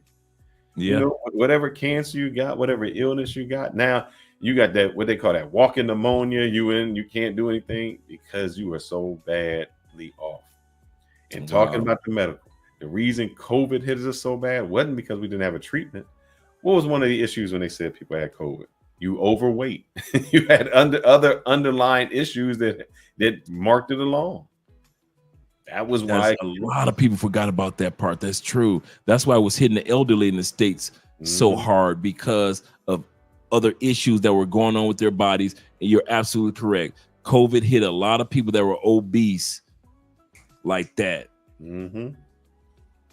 So that health, man, people got to take that serious. True. But I'll be here on Wednesday, and if you're able to be here on Wednesday, I'll definitely love to have you here when we talk about Veterans Affairs, what's opportunities in other countries. And so we're going to answer a lot of you guys' questions in regards to the United States being number one, and is it number one for veterans? So let's get ready to go with the outro. Glad that we had you. Do me a favor, once again, make sure you guys subscribe to my man Fearless Travels. Drop the link to your channel one more time. And just to let you know, I wanted to change it up. After having a consultation with you, I said I can do more than travel. So now I put Fearless_360 so I can talk about everything. That's where the 360 come in. Okay, cool. Right. So I don't want to just talk about travel, because it's more than travels, man. Now it's about talking the health, the relationships, all of that. True. So I changed it up. Thanks to you. Please, you guys get a consultation with my man. He drops gems. I mean, I think we talked for an hour and a half, and you did. I had so much information. That's why I got my sound, because of you. I got my sound deck. That's what I'm talking about. That's what I'm talking about. I couldn't afford it. I'm not at your level. I couldn't. I think you had the Roadmaster, the Roadmaster. Yep, I wasn't there yet, but you gave me all the suggestions, my consultation, all of that. Please, so if you need information, it is invaluable that you do it. And that's why I changed it up. I wanted to be more universal with it. So I'll put it in there, Fearless_360. Man, this was a great conversation. And I hope that these people out here just take it, because these are gems that you're dropping. I mean, gems that you're dropping. And like they say, I know a lot of people like, oh, I want to talk about this and this. There's a story about a guy on the beach with starfish. When he says, a girl, she throws a starfish in the water, and the guy makes fun of her and says, there's 1,000 starfish. You didn't make a difference. She picked up a starfish, threw it in. And she said it made a difference to that one. So there may be 1,000 guys watching, and you may say, I didn't make a difference. But to those 1 or 2 people that went to the doctor, that they got a checkup, that they eat healthy, that it saved their life, that's who it made a difference to. And those are the people I'm sure that you are trying to connect to, guys. So, yeah. And once again, guys, the cologne of the day is from AJ Mall. They've got several types, but this is sandalwood. So this is the cologne of the day. And this cologne is a cologne that you will get, have somebody get you for your birthday, or let me put myself on solo so you guys can see just a little closer. And, have somebody get you this for your birthday, or give it to yourself for your birthday or for Christmas. It is a $300 bottle, bruh. Let me put it like this. Even though I'm an advocate of colognes, you guys know I got a lot of colognes. I don't buy $300 bottles a lot. But sometimes, you spoil yourself every once in a while, maybe once every other year or once a year. You can tell when a cologne is $300. The oils that they use is completely different than the colognes or the more inexpensive colognes that may be just $100, $60, $20. So I'm an advocate of the $20, $60, $100 colognes, $150 colognes. But I do have some $300 colognes. One more I'll show you guys. African leather. That's a $300 cologne. Even though a clone of it is out, there is a clone of it, but the original cologne, African leather, this is $300. You can tell the dent that I've already put in this one. And I got this one for my birthday 2 years ago. And nothing smells like, I have had plenty of colognes. Nothing smells like the pepper in here, man. These colognes are extremely masculine. So definitely, guys, if you want to spoil yourself or have somebody spoil you for Christmas, African leather by Mimo and by AJ Mall, the sandalwood. Just pure 100% sandalwood. It is excellent colognes. And shout out to my man, Fearless 360. I like the new name. Let me take myself out of solo. There we go. And my man, it probably was me. Once again, I like that name, brother. I like that name. He said, I appreciate both of y'all. He said, I really appreciate the value of knowledge the two of you brothers bring to the community on each other's channel. Shout out to you, brother. I'm glad that you are all his support. And I'm more than happy that the ladies showed up this evening. We are going to be doing a lot more interview with lady passport sisters. We are really going to amp up on, I've actually emailed quite a bit of ladies that have already relocated to other countries and some of the things that they've had to say about their new lives and how health is and how even some of them have taken their children with them and the life that their children are living. So these are some of the things that we want to showcase on this channel from now on as well. Not just from just a man perspective, but also what the ladies are experiencing by becoming expats or even just travelers. Let's get ready for the outro, guys. I know you guys want a really good one. Let's see which outro we do.